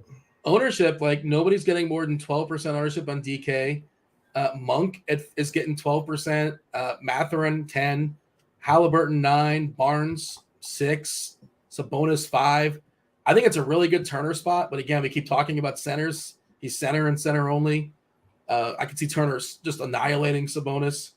And Sabonis, who cares if his defense is not great? He's going to play, 35 minutes or so. He's fouled out of several games this year. It's kind of suppressed his minutes at times, but assuming he stays out of foul trouble, this game was against Squirrely. He should play 35 minutes. Not going to be owned. This is the trickiest game to figure out, and I don't know what to do with it. I really think Halliburton smashes. Maybe I put him ahead of Morant if Dylan Brooks is in, and if McDaniels plays, if both those things go against Morant. I think that's a good way to approach it. So, yeah, I don't know, but it is. I definitely want to see Halliburton. Halliburton, his last game, was it 30 potential assists his last game? It's insane. The amount of potential assists this guy gets per game. I think it's 30 the last game and 80 in his last 3, which is off the charts. And I believe he's leading the league in assists. If he's not, I was looking at his line. I think 11.5 was the betting line for assists. You're walking into this game with a double-double right out the gate, assuming that he gets to 10, obviously. The last game. Definitely a really good spot for Halliburton. We kind of touched on Portland versus the Lakers. Portland playing the back half of back-to-back. 224.5 is a total. Portland is a 6-point dog here.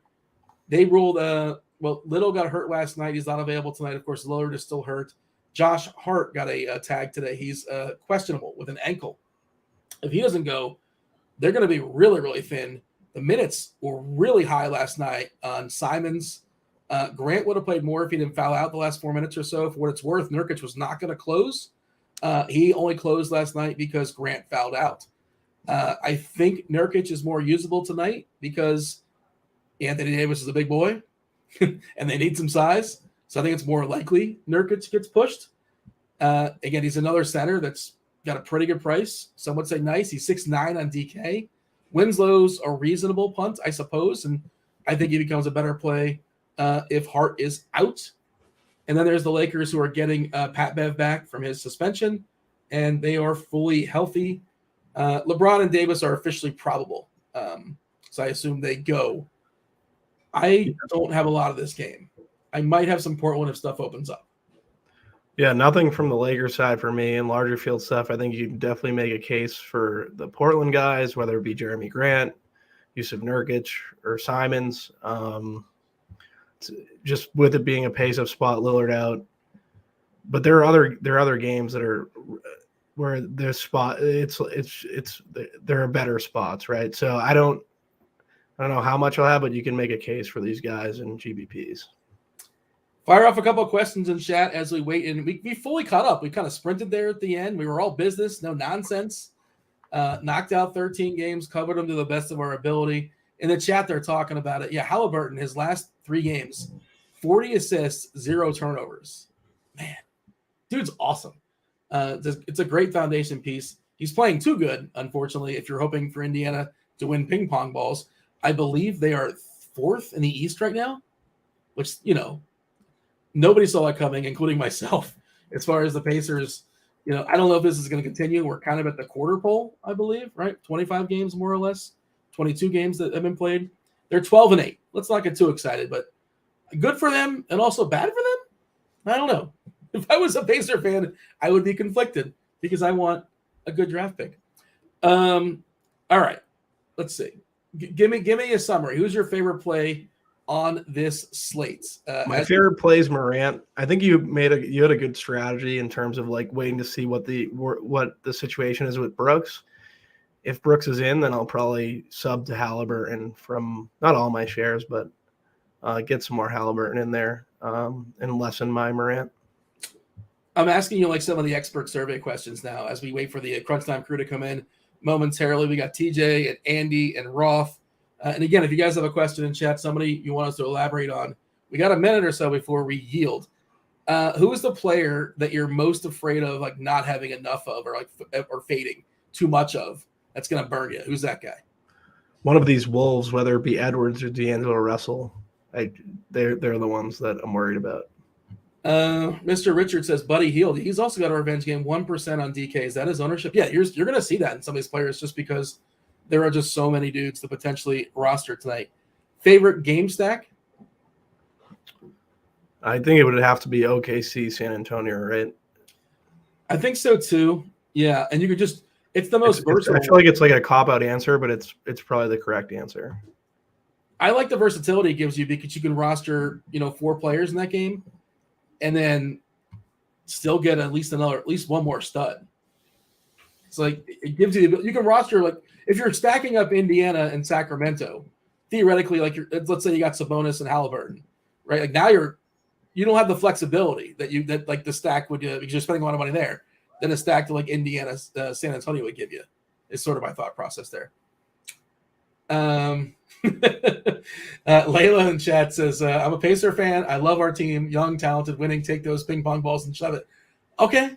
Here, look, if you're a free agent, and like, and this isn't me hating on Indiana, but like you can live in any city, Bobby. And I'm sure Indianapolis is lovely. I've never been, but I hear it's great. I don't know how close Pawnee is. I'd love to visit Pawnee one of these days. It doesn't exist. But, you can live anywhere you want. You can play. You can get the max. Money doesn't matter. You think Indiana is a priority for you? Are you going to sign there as a free agent? I'd probably be avoiding Indiana. I need a little party scene. I don't know if it's really going on. I don't know what's happening in Indiana. I'm from Indianapolis. Hello. Well, Andy, Andy, you know the answer. Come on, Andy. Let's be honest here. Who was the last big free agent the Pacers have signed? Well, no one. David West. I feel like the answer to that question is if you're like just getting into the league and you're trying to get your swerve on, you do not want to live in Indy. If you're, in the later half of your career and you have a family, then Indy's awesome. Yeah. Well, Bobby's got a family. I think he wants the party still. So I was thinking in the context of my 20s, Fair enough. And I don't know. I'm not saying it's a bad city, but when you're power ranking it against the other, I just, just the thought. And again, look at the stats. David West, who hasn't played in the NBA like in 25 years, is your last. And that's a stretch there, Andy, if we're calling that a big free agent signing. I mean, at the time, it was a big deal. It like kind of put them over the edge to get in, competition with the Heat for the top 2 in the East. But that was what, 8 years ago? Yeah. Wait, that was only 8 years ago, David West? He was. I don't know. When was the Granger PG-13? David West, Roy Hibbert years. What was that? I don't remember. 2015, 14? 2000. Earlier? 2011? Am I way off? I have no idea. I think you're way off. To be fair, I always think 2011 is only like 5 or 6 years ago. I do the same thing for some reason. So David West was drafted in 2003. This is important stuff to talk about the 13-game slate. Very relevant to this slate tonight. He signed in Indiana in 2011. So there you go. We're both wrong, I think. I think you might have been closer way to off. the pin. I'm even older than I thought. Roth, what's going on? You have any David West takes? No, I've got Indianapolis takes, though. My sister lives there, and the food is horrific. It's atrocious. How do you even make that claim? Where are you even going? It's just not. You went to like McDonald's. It's just I don't know the nicest restaurants in Indianapolis. They're terrible. Where does your sister live? I'll already rebut and I'll just totally make you look stupid here. Where's your sister live? Indianapolis. I don't know. Where? What part? It's a big city. I don't know, man. I don't know. She's rich. She lives in the rich area. Does that help? There we go. Yeah, it's not good. I'm not taking on anyone shitting on Indy. All right. Well, the food sucks, but it is lovely. The people there are very nice, and good folk like Andy Means. Andy, if you've never watched Parks and Rec, you got to do it because you got some Leslie Knope in you. I've seen Parks and Rec. I just shouted out Pawnee. I don't know if you heard my little Pawnee reference. I did. I was putting my Leslie Knope and Ben Wyatt Funko Pops up to the screen, but you never look at the video, so you didn't see them. Oh, how convenient you have those Funko Pops within like an arm's length of. Yeah. Do you have? If I made a Seinfeld reference, do you have like George available? What else? No, I got some Addams Family, some Rugrats, a Dundee Award, the Raptor, and my Parks and Rec right here in arm's reach. Bushiest Beaver, a TJ winner. Did you win a Dundee for that or no? I had nicest tennis shoes. I had whitest tennis shoes, I believe, is what I won. Well, on that note, we got to step aside. Bobby's got some laps to make. Bobby, you got anything else before we step aside, or we're going to yield? No, good luck, guys, tonight. All right. Good luck on winning the Dundies tonight. It's going to be a fun slate. Dean, can you stay on for Roth? What? Why? Oh, you're mad at Roth about Indianapolis? I'm mad at Roth. Yeah, it's going to be a bad show. Well, I mean, look, I don't hate Indianapolis versus Miami, you lose. I'm sorry. Indianapolis versus New York, sorry, you lose. Just run down the cities. You're going to keep losing. I'll send him a list. I'm gonna forget he said. I'll send him a list to send to his sister of actually good restaurants, and then we'll hash it out after the show. And in the meantime, if you like Indianapolis, hit the like button, and if you dislike Indianapolis, also hit the like button.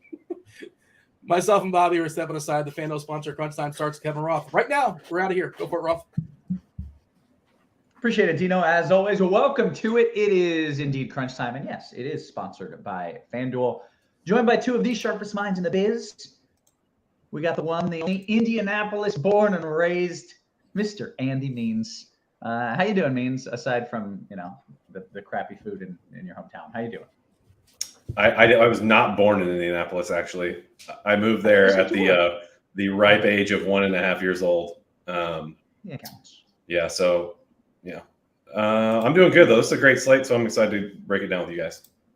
Good. Well, we're looking forward to your cash plays here. I need to build the chalkiest tournament lineup ever, so I need to listen to what you're going to do. And then I made some bits with this guy, TJ. What up, TJ?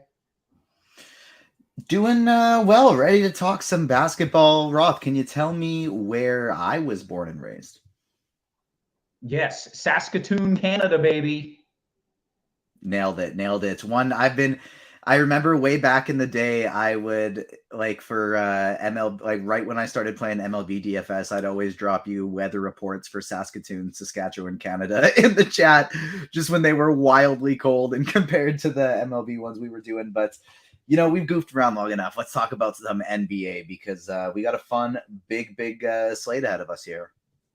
Okay, let's do it. Quick note, Alfonso in the chat says, when Andy talks core plays, it should be called the meantime. That's pretty good. You ran for student council, right? And didn't you have what was your slogan? Andy means business. It's so good because his name is Andy Means. It's so good. Andy Means business. And I won. Is the best slogan of all time. How could you not? And I won. And someone asked me what I ran on besides that awesome slogan, and it was to have popcorn in every classroom, like in late afternoon after lunch as a snack. And that just sent me over the edge, and I won. Yeah. Did that ever happen? Did you ever get the popcorn, or was that just a promise, like real politicians? I think it happened once, and then it just went, and then I just forgot about it. Yeah. Hey, I mean, you got it once. Hey, let's talk about this slate here. It's 13 games. I want to play. I'm down hard, man. I'm drinking a Mick Ultra, so I need something to pick me up because it ain't this. I'm out of Pacifico, and yeah, it's a rough scene here at the Roth household. But Means, tell me what we're doing here tonight. No wonder you're so salty when you logged onto the show, drinking a Michelob Ultra. Oh, yeah, it's rough. Yeah. What are we doing? Man, there's a lot going on. I can say that. The biggest news I would say of the slate so far today is SGA is out. We know Cat's out. So a lot of the guys I'm going to be talking about are Thunder players and Timberwolves players. So I'm looking through here. We know Jaylen Brown is playing. Couple other minor Q tags that aren't going to shake up things a ton. So I think I'm going to jump in and start talking FanDuel here. Okay, real quick, let's do it first. Yeah. Chris Kirkwood is in the chat. He says regression to the meansy. A lot of different ways you can go. I've heard the ends justifies the means. I've heard that one before too. There's so many good ones. All right, let's talk about it. I just had to say that. Yeah, so point guard, I have Giddey tagged. I'm not really factoring in the only game this year that SGA didn't play just because they got whooped and Giddey didn't even play the whole fourth quarter. Just an all-around bad game for Thunder. If you look at last year, he averaged I think there's 13 games without SGA, and he averaged about, I think he's 38 or 39 FanDuel points in those 13 games. Usage goes up, assist rate goes up. He's not a great shooter, so it's kind of hit or miss on how he scores. But if he actually shoots above expectation, he should easily get in the 40s tonight in fantasy points.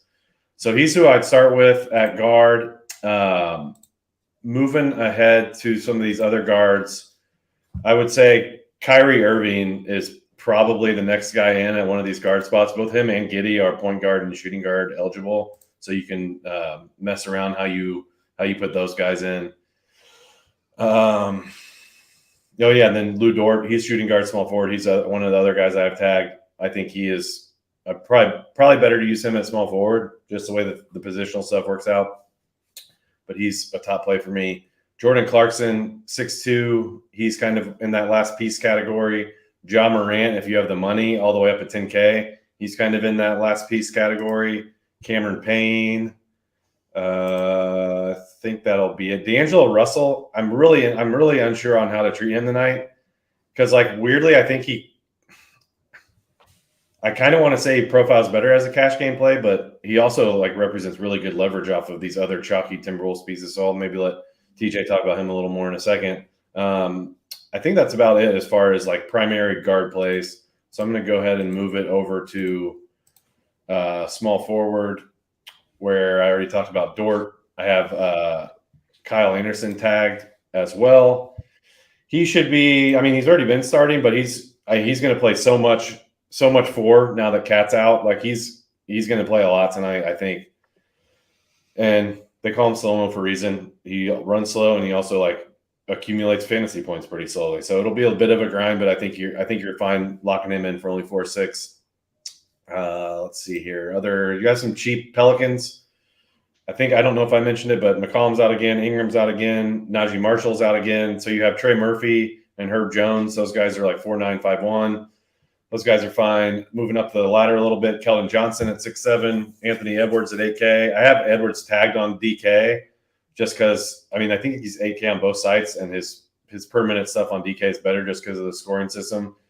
And the FanDuel pricing is a little looser, and you have like some really good cheaper plays at small forward. So I don't have him tagged, but I think he's one of the better spins on the slate for obvious reasons because Cat's out. Let's see. That should be it for primary plays. Let's go to power forward.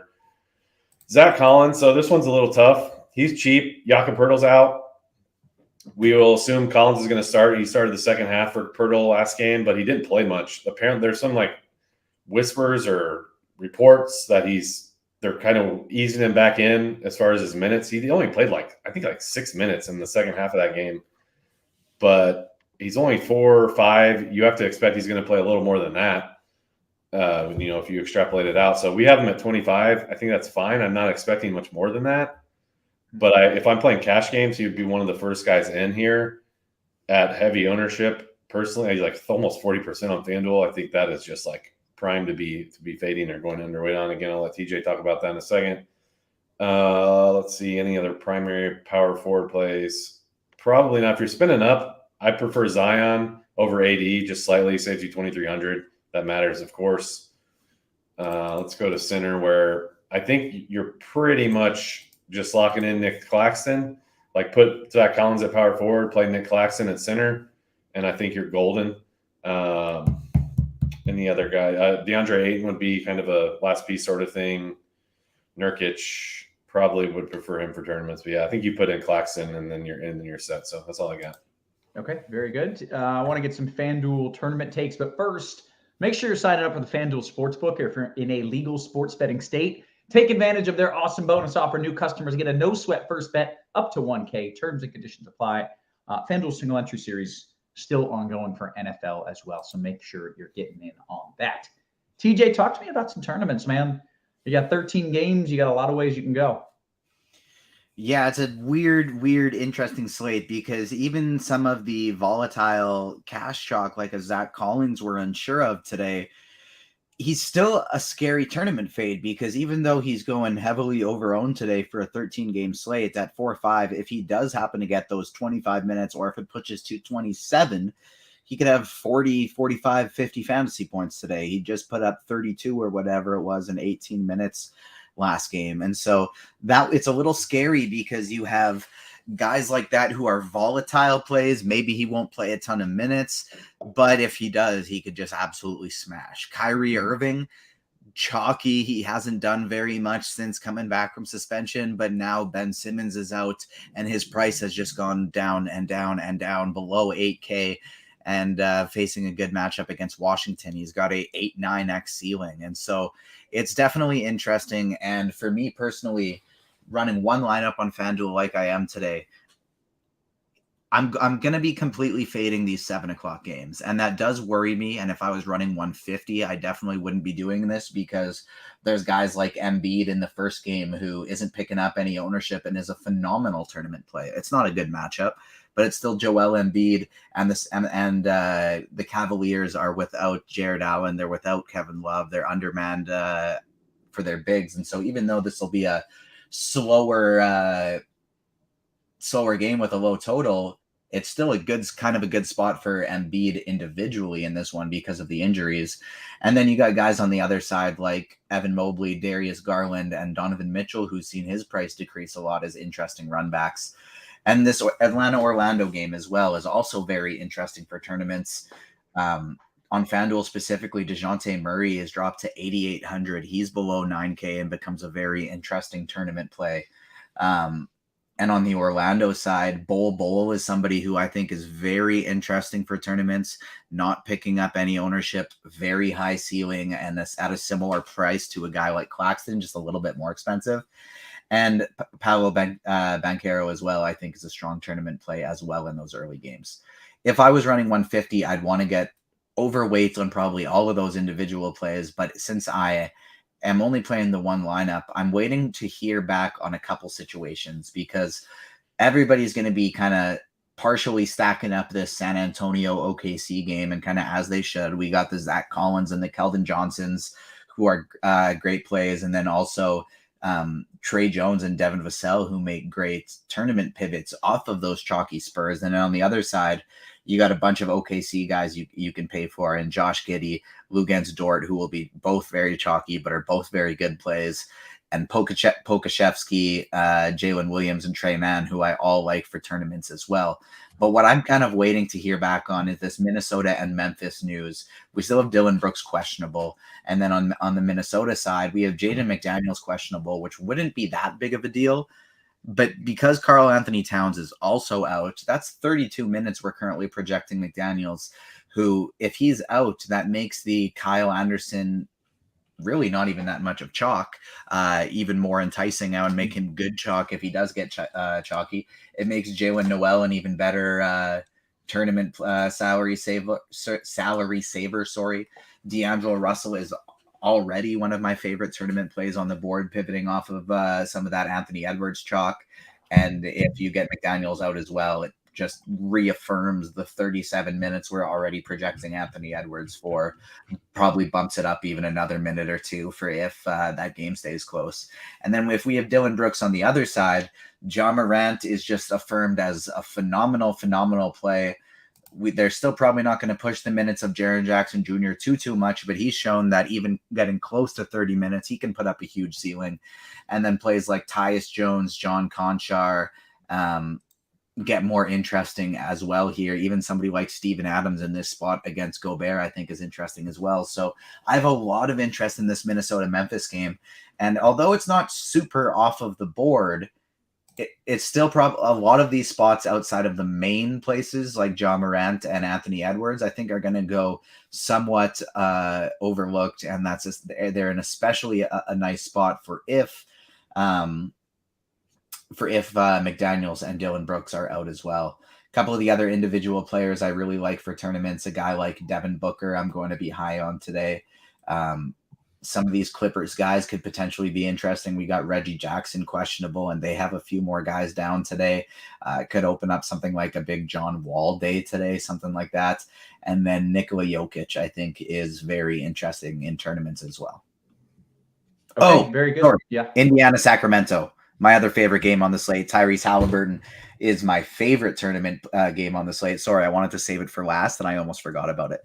Tyrese Halliburton, favorite tournament play on the slate, not just because it's a big revenge narrative, his first game against Sacramento and back in Sacramento since he was traded, but because it's a phenomenal matchup, high-paced, late, not quite the hammer, but one of the hammer games, and his floor is just 45 fantasy points. And in this matchup, he should be able to push it even more than that.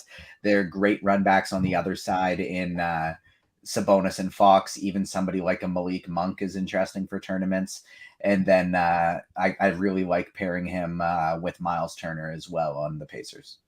Okay. By the way, you said sorry in your wonderful Canadian way, and the chat is spelling it many different ways of how you say it, and it's pretty enjoyable. So make sure you're checking that out. In the meantime, the only reason I'm on these show Roth, is just to boost YouTube likes and engagement. So even if it's making fun of me, I'm all for it. You're killing it, man. We appreciate it. Means let's talk DK here. I got to make a build from scratch. I've looked at nothing until this moment. Let's cash. Let's min cash, baby. One thing I want to say about Fanduel before moving on is I will assure everyone out there that Kyle Anderson will be higher owned than what we have him. Our projection is deflated on him for whatever reason. I don't know why. But the main reason I'm saying that is because we have him at like 12%. He's going to be higher than that. So however you want to play that in whatever format you're at, just know that I'm pretty certain he will be higher than that. I don't normally like to point that stuff out, but I think it's relevant enough on a big slate like this that I think he's going to be far chalkier than 12%. So I just wanted to point that out. Let's talk some DK. All right. Yeah, Roth. So put in Giddey, Edwards, and Dort. Point guard, shooting guard, small forward. That's how you start. Let's talk about some other guards here. Trey Mann at 3-3. That's a good cheap guy to plug in. I think he would probably be, the guy I put in at the guard spot. He opens up a bunch of flexibility for the rest of your build. You can kind of go any number of different ways. I put him there. Moving up the ladder, the pricing spectrum a little bit. D'Angelo Russell at 6'4". Kyrie Irving at 8'5". I would not play Kyrie Irving in cash now that I think about it on DK. The price is so good on FanDuel. I think you play him, but the usage has been down the last 3 games, and then just the scoring overall has been down since he returned, like TJ said. But the underlying stuff is really what worries me. So I would play him on FanDuel in cash. I would not play him in DK in cash. You can just, get up to, the Jaws or the Halliburtons or whatever if you want, or just go cheap and spin up in the front court. So, yeah, mainly I'd be looking at Trey Mann first, D'Angelo Russell, and then one other guy like Drew Holiday, 7'3". I think he's in play there. That's probably as high as I go. I don't think you need to get up to spend at guard for all those other guys I kind of just rattled off. So let me move on to, that's all guards. Let me just go strictly to small forward. You have Ant there and you have Dort there. So those are 2 guys you can obviously just put in and not have to worry about anything else. And then you have Kyle Anderson at 3-8. I mean, he's probably the 4th guy I'd put in my lineup. Like I'd go Kyle Anderson at one of these forward spots, put him in the power forward, and go like Trey Mann at the guard spot. Then you're just like, let's spin up, baby. So that's what I would be looking at to start. Let me see if there's anyone here. Oh yeah, Kellen Johnson is another good small forward. You can use him in the forward slot if you so choose. Jeremy Grant. I mean, the dude just keeps racking up like 45 and 50 DraftKings points, and he's 7-1. He took 24 shots last night, played 38 minutes, I think, and he fouled out. Like I think he left like 3 minutes on the table too. So like another 40 minutes in play tonight. Josh Hart is questionable. Like he just keeps putting up really good fantasy nights. Like keep playing him. Like he's like 8 something on FanDuel. He's 7-1 on DK. I think you just play him. Like he's been that good. Some other cheap stuff that probably misses the cut just because you might not need it. Justice Winslow 4.6, Jalen Williams at 4.2.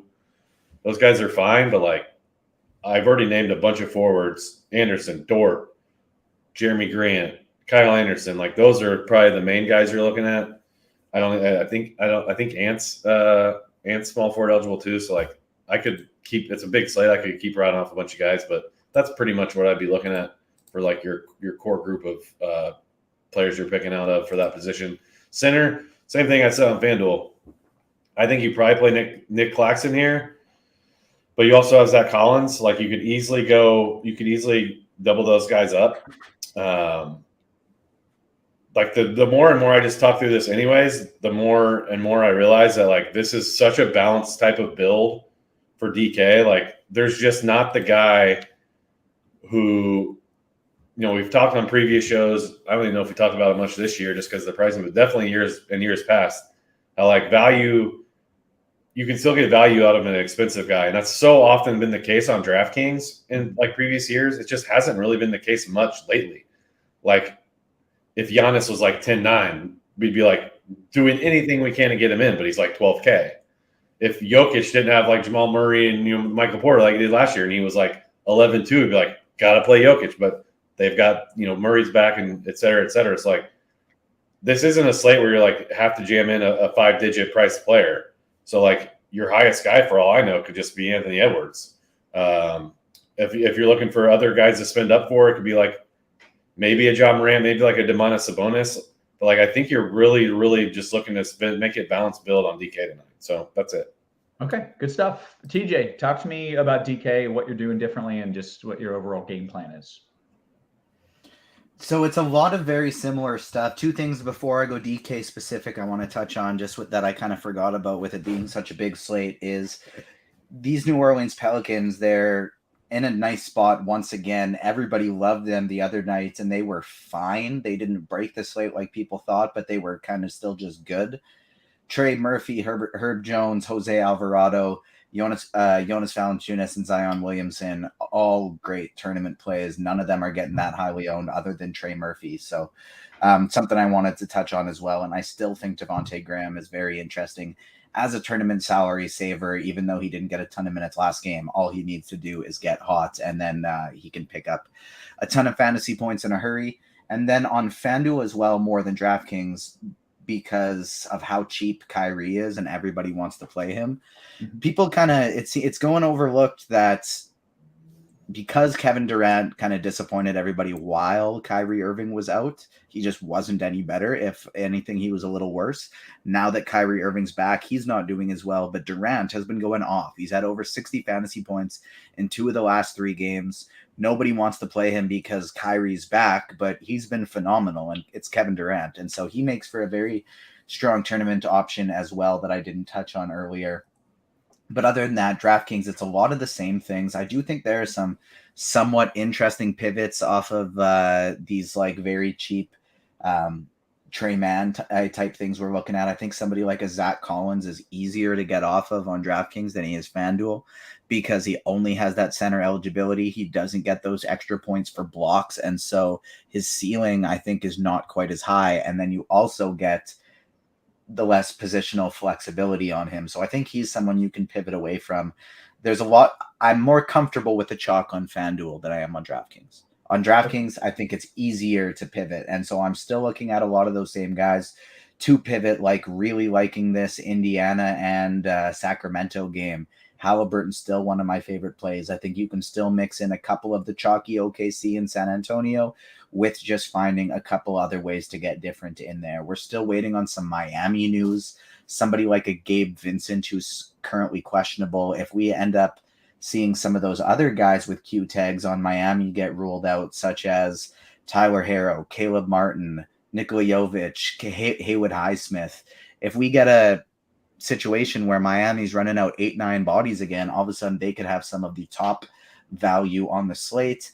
And then there are some of these mid-tier guys that are priced up on FanDuel but not on DraftKings that nobody's going to be playing, that I think make for some interesting tournament plays if you're running a lot of lineups. Guys like Fred VanVleet is somebody I think is a great tournament play on DraftKings at 7,500.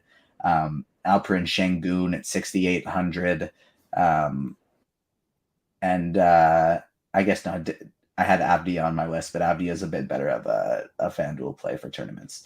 And then Dyson Daniels was the last guy that I think is somewhat interesting for tournaments. Young guy for New Orleans, but he's sub 4,800. He's sub 4K.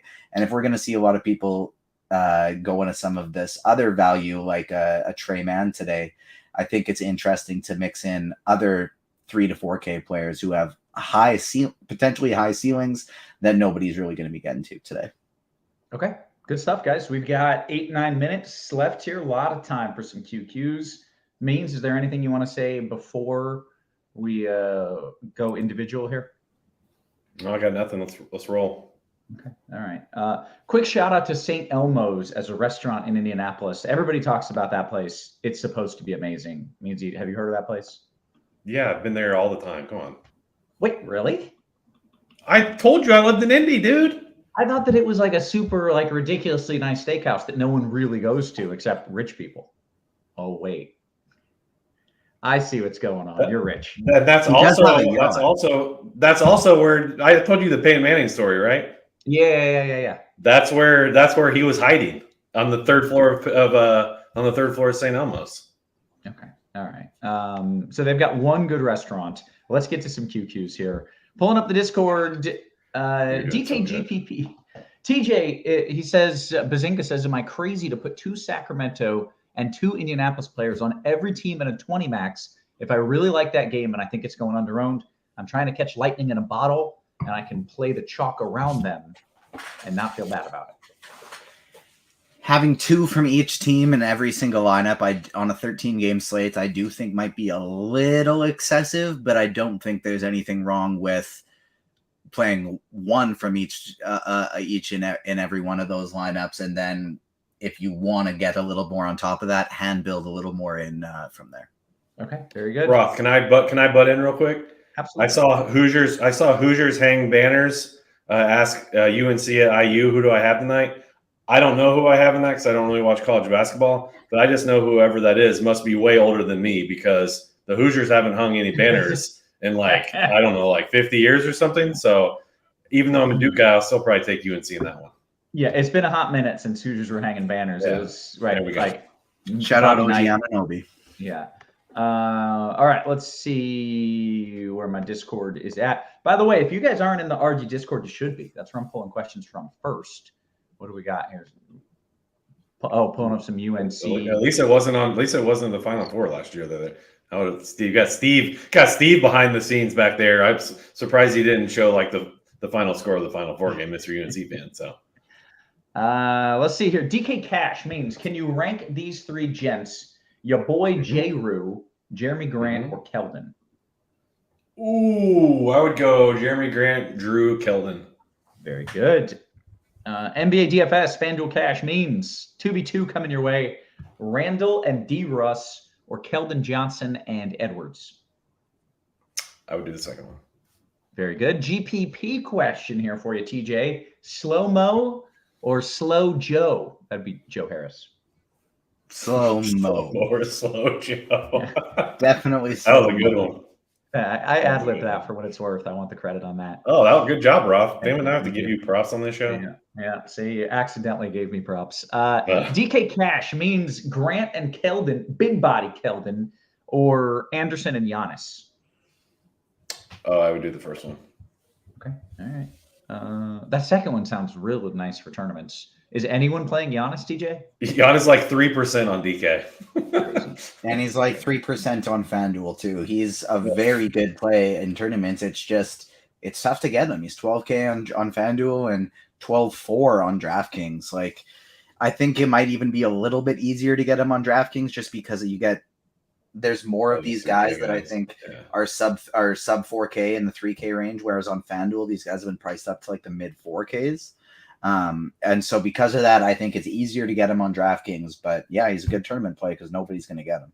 Okay. To be fair, these guys can go off. Luka last night was 12 something. Only 88 DK points. Right. It's just.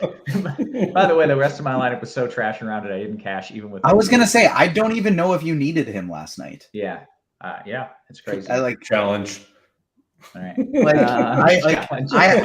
You didn't to cash. You might have to win, but if you just got all the value right, but you didn't to cash. Yeah. Let's see here. DK says you want Giannis or Grant or big body. Last piece means Grant, your boy, right? Yeah, I'll go. Yeah, Grant. I in that order. It was Grant, Drew, big body. Yep. Yeah. All right. FanDuel Cash 3v3 for you means Sex Machine, Trey Murphy, and Zion, or Edwards, Slow-Mo, Claxton? The second one easily for cash. Okay. DK Cash right back at you means Ayton Grant or Dort Halley? I'll go the second one. Very good. Marbles, last piece in a DK Cash question here. Bam or Garland? I would go probably Garland. All right. Luke Cage, DK GPP, TJ, Booker or Halliburton? My 2 favorite tournament spend-ups on the slate. I guess I would go Halliburton. Okay. All right. Jay Sam says, hey, means in FanDuel tournaments, do you like Capella? He's low owned, nice matchup. Scoring system favors him over there on FanDuel. Yeah, took the words out of my mouth. Very good. Okay. Let's see. Freyas with a DK Cash 3v3 for you means slow-mo, Ja and Collins, or Jalen Williams, Claxton, and Halliburton. First one. All right. FanDuel Cash 2v2 means Kyrie and Big Body, or Trey Murphy and Halliburton, revenge narrative. And then he did the smile devil emoji. I would do the first one. I was going to go talk trash to all of our narrative truthers in our Slack channel about Halliburton last year when he played the Kings. Because I saw he only had 13 points. Like, ha, ha, ha, ha. He still had like 52 fantasy points because he had like 15 assists. You rebound extra hard on Narrative Street. Everybody knows that. Yeah. Jeff's FanDuel GPP, Irving Paolo versus Russell Sabonis. TJ? Russell Irving? Sabonis. Okay, Sorry, yeah, I very was good. thinking that. Russell Sabonis. All right, less than 2 minutes here. DK Cash means Naz Reid or Trey Mann. Man is man. Yeah, I would go, man. Like the Naz Reid stuff is his minutes are going to be real fickle. If he only plays backup 5 to go Bear tonight, then you're not going to be feeling great about playing him in cash.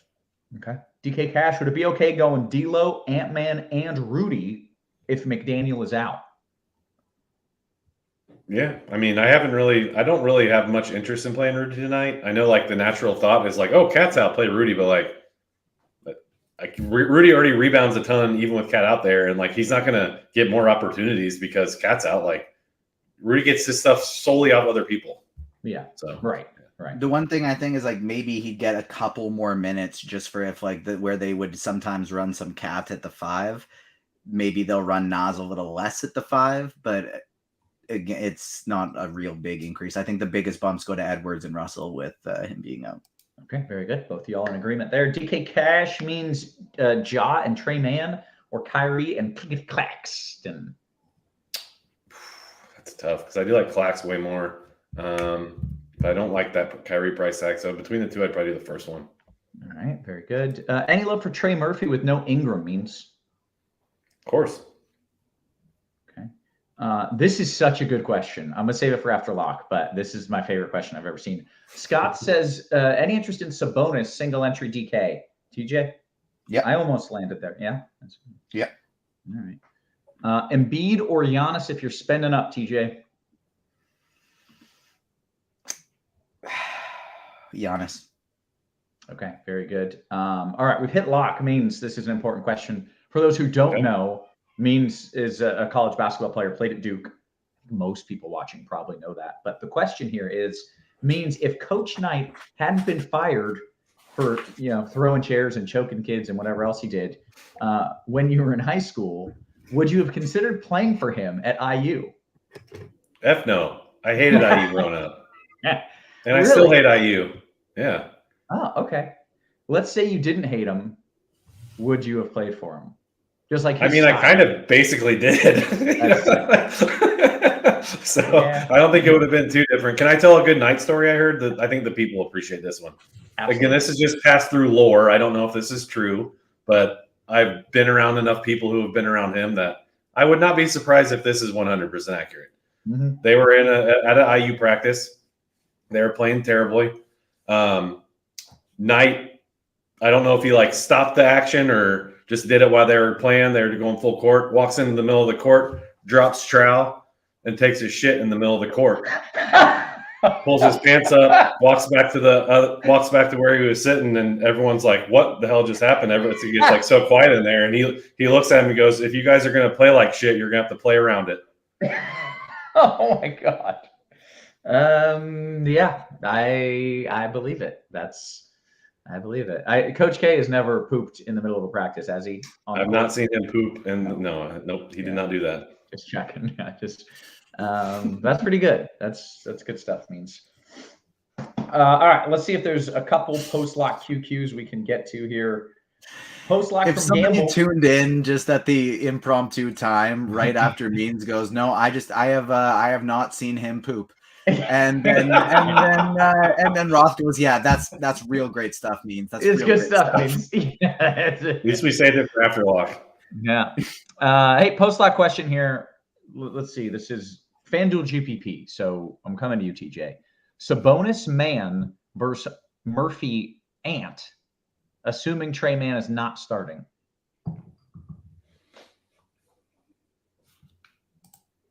I think I'd go the second one. Okay, very good.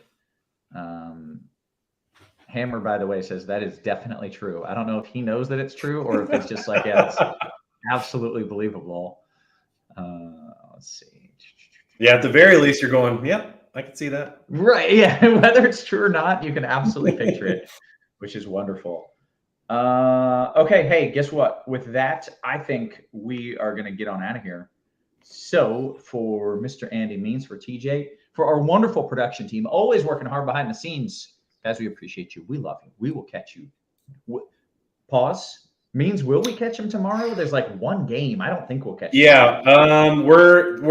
Here's the deal. That's a good pause. We're definitely going to have some sort of like a lineup HQ recording show that's premium. TBD on the crunch time, just because we'll see what price pools look like.